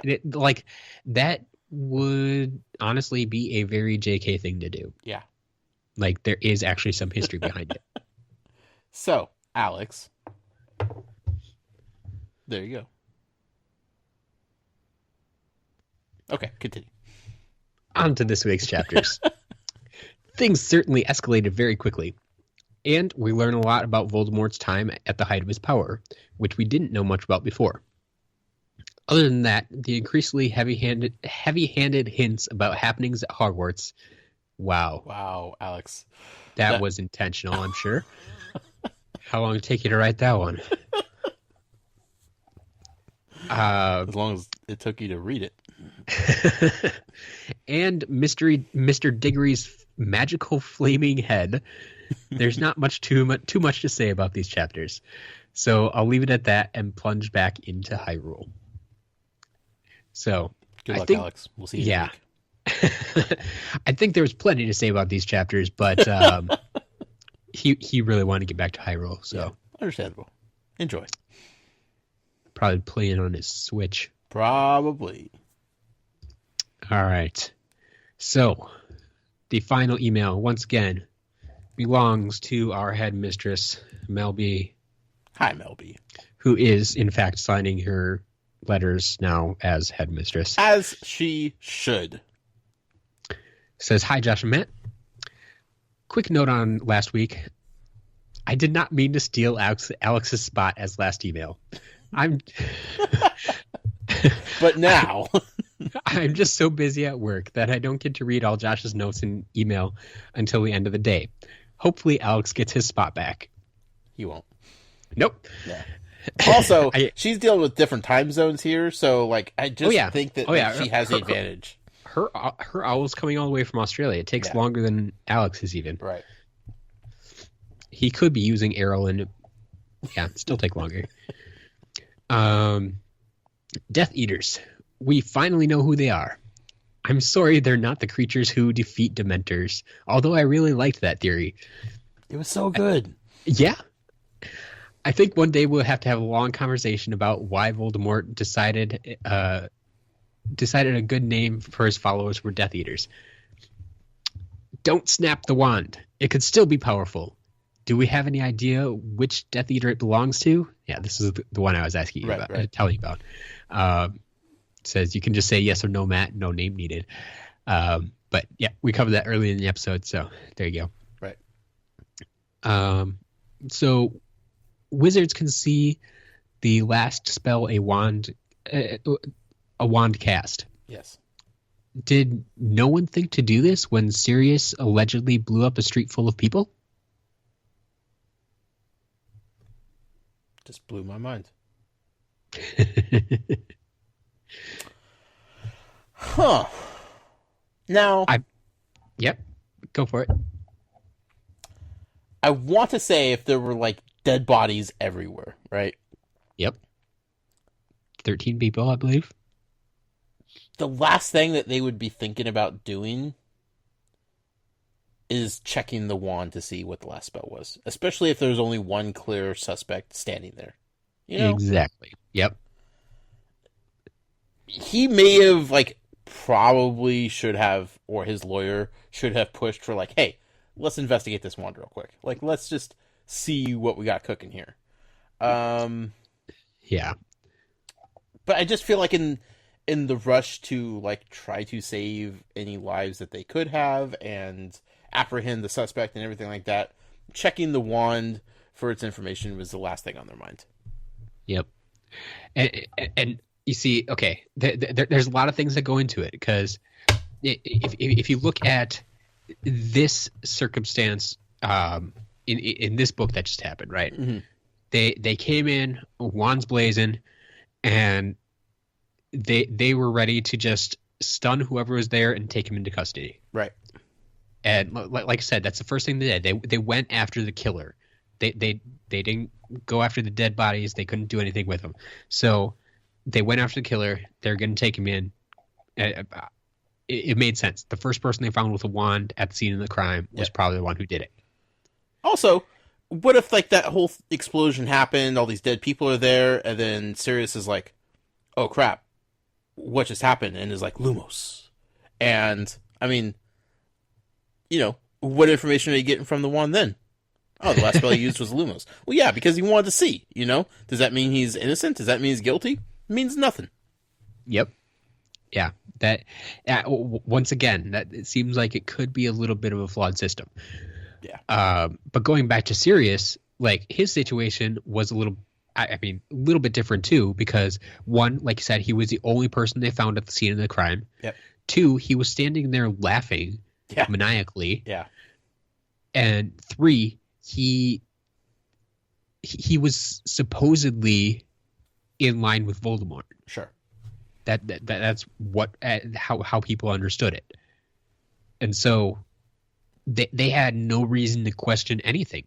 The only reason they checked Harry's wand was because someone said someone questioned it. It's like, was this the wand that did it? Right. They wanted to know, like, Winky wouldn't admit to anything, but she had the wand, and so they checked the wand. Sure. Sirius didn't seem to be denying anything. Right. He was just sitting there laughing. Yeah. He didn't try to run, really. He just, they took him in. And if it turns out that Harry's wand wasn't the wand that did it, then they would have kept searching for, okay, who's around, who has a wand. Like, Winky and the wand would have been completely, given freedom from there. Yeah. So. Yeah. If that wasn't, I mean, if Harry's wand wasn't the one, I mean, what's to say they don't just go ahead and check like Hermione's and Ron's wands, right? Just because they're the other wands there at the scene. Yep. But yeah, they found the wand that did it, so they stopped looking. Yeah, so it's there's a little bit of a conundrum there, but sure. I think the circumstances are a little bit different too. So yeah. I feel very sorry for Winky. I always feel sorry for house elves, even if they are annoying.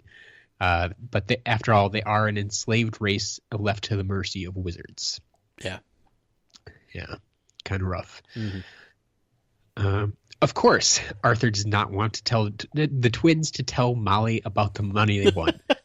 But they certainly are up to something now, aren't they? Uh-huh. Scribbling away in the corner and using Molly's fear of losing them to its full advantage. That was so great. Yeah. Like father, like son, Draco is a jerk. Rubbing this mysterious event in Ron's face. I think someone should talk to Lucius about not telling his son about confidential matters. This is very poor behavior on his part, and I would expect that his manager would have something to say about this. Although we don't actually know what department he works in. I'm sure that they would have something to say. Although we don't actually know what department he works in, I'm sure they have something to say about this. Governments are big on confidentiality. Right. It's supposed to be. Yeah. Well, that's all for this week. We're back at Hogwarts next week, and we know something is going on. I should go draw up the new Defense Against the Dark Arts teacher. Keep up the good work. I can't wait to see her sketch up Mad-Eye Moody. We'll find out next week. We'll find out. Thanks, boss.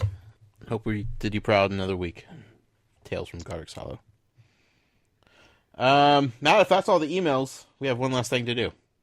Yeah, that should be it for emails. We have to announce the next giveaway that we're going to do. It's true. Again, all of these giveaways are because of all the fantastic support that we've gotten from Mel B and everybody else over at Patreon. Patreon.com/Tales from Godric's Hollow. Your support over there allows us to give back to you guys and make this a fun and engaging community that it is. This week, we're going to do something completely different. Matt doesn't even know what's going on. And that's usually the best, right? Everybody can agree that Matt being left in the dark is fantastic. It may be fantastic, but it's not completely different because we just did this last week. That's true, but you at least knew what we were giving away that week. It's true. It's true. Yeah, you've kind of done everything in the dark this week. Yes, this week, yeah, you don't know what's going on. But we're going to have fun. And this week, last week we did email. The week before that we did iTunes review. This week, what we're going to do is we're going to go back to Twitter. And we're going to have fun with a Twitter giveaway. Okay? Now, what I want everybody to do... Now, first of all, if you're not on Twitter, you should be. Even if you don't use it, you should at least follow one account. And that's Tales from GH. That's the only account you need to follow. Yep. So I implore you, dear listeners, to go sign up for a Twitter account. It's free. Yep. And you can have fun with us. 100% free. And like I said, you don't have to follow anyone but us. Yeah. So if you're just, not into social media, I get it. But do it this one time. Do it for us. So what I want you to do is I want you to tweet at us at TalesFromGH. And let's see. I need a hashtag. We need to use a hashtag. We don't need to, but I want to because it's fun. It's more fun that way.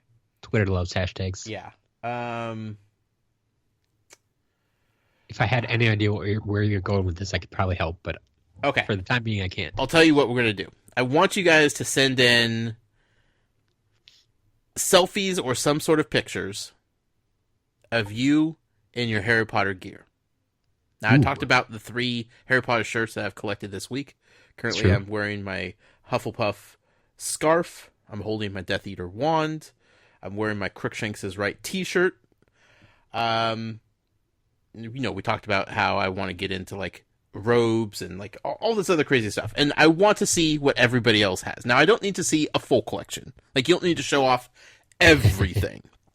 But just, if you want to show off, your house... or just that you're a general Harry Potter fan, or whatever the case is, I want to see that. I want to see what you guys are proud to wear, or show off, or display in public. So I don't need, your Funko Pop collection, or anything like that. I want your apparel, right? Your t-shirts, your robes, your hoodies, your pajamas, your socks, whatever you got. I want to see those via picture. How about that? Now, could you come up with a hashtag for that, Matt? Oh, yeah. I can see where you're having a little bit of trouble. Mm-hmm, mm-hmm.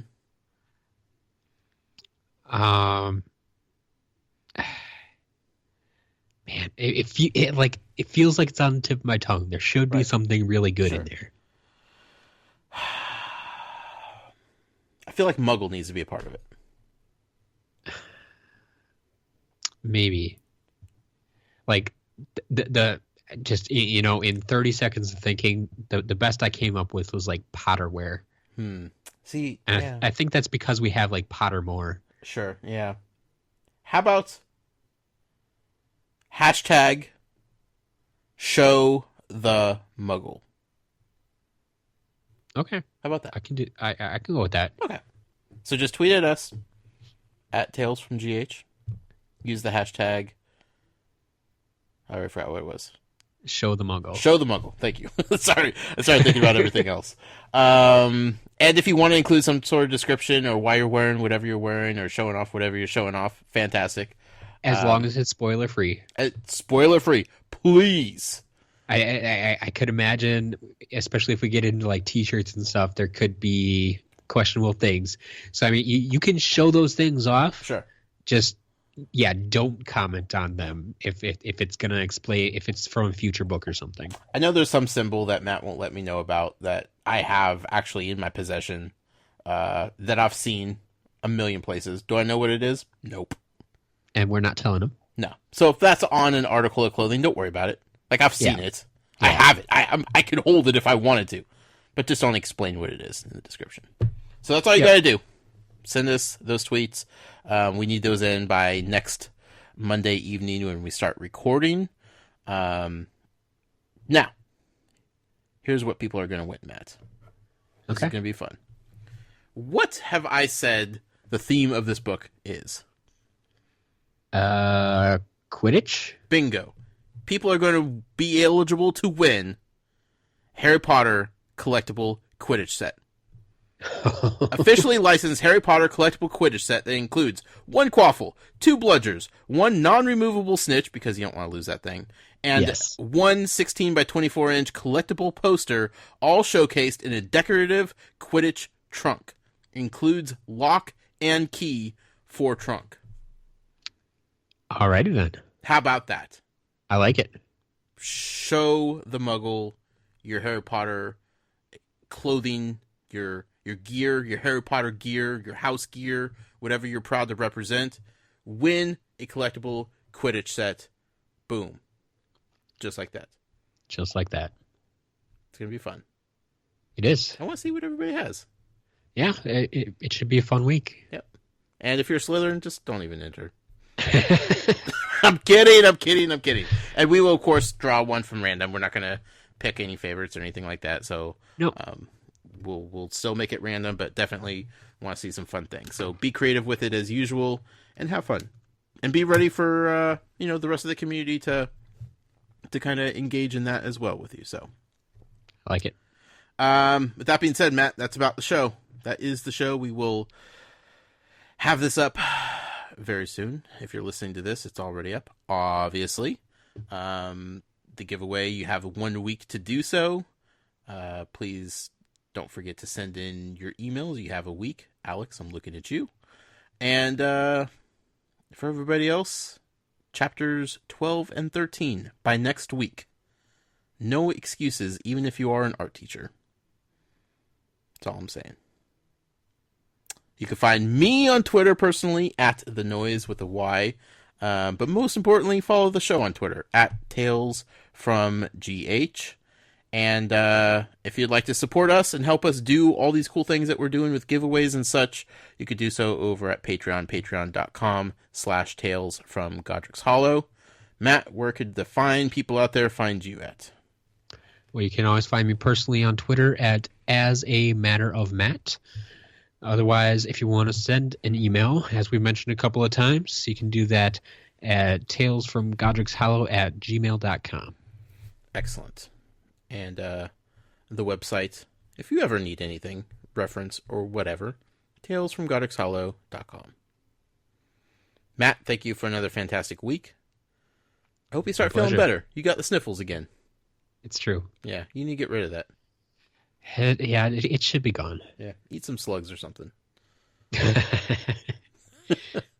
don't know if those have any actually curing properties, but yeah. It'll make you sick in other ways, I guess. Chocolate helps. There you go. Yeah. Everybody else, thank you so much for your support. Hope you had fun listening. Thanks to Mel B, the headmistress, for keeping the show going. Not really, but for being amazing and helping us do all these amazing giveaways. Until next week, Muggle out. Mischief managed.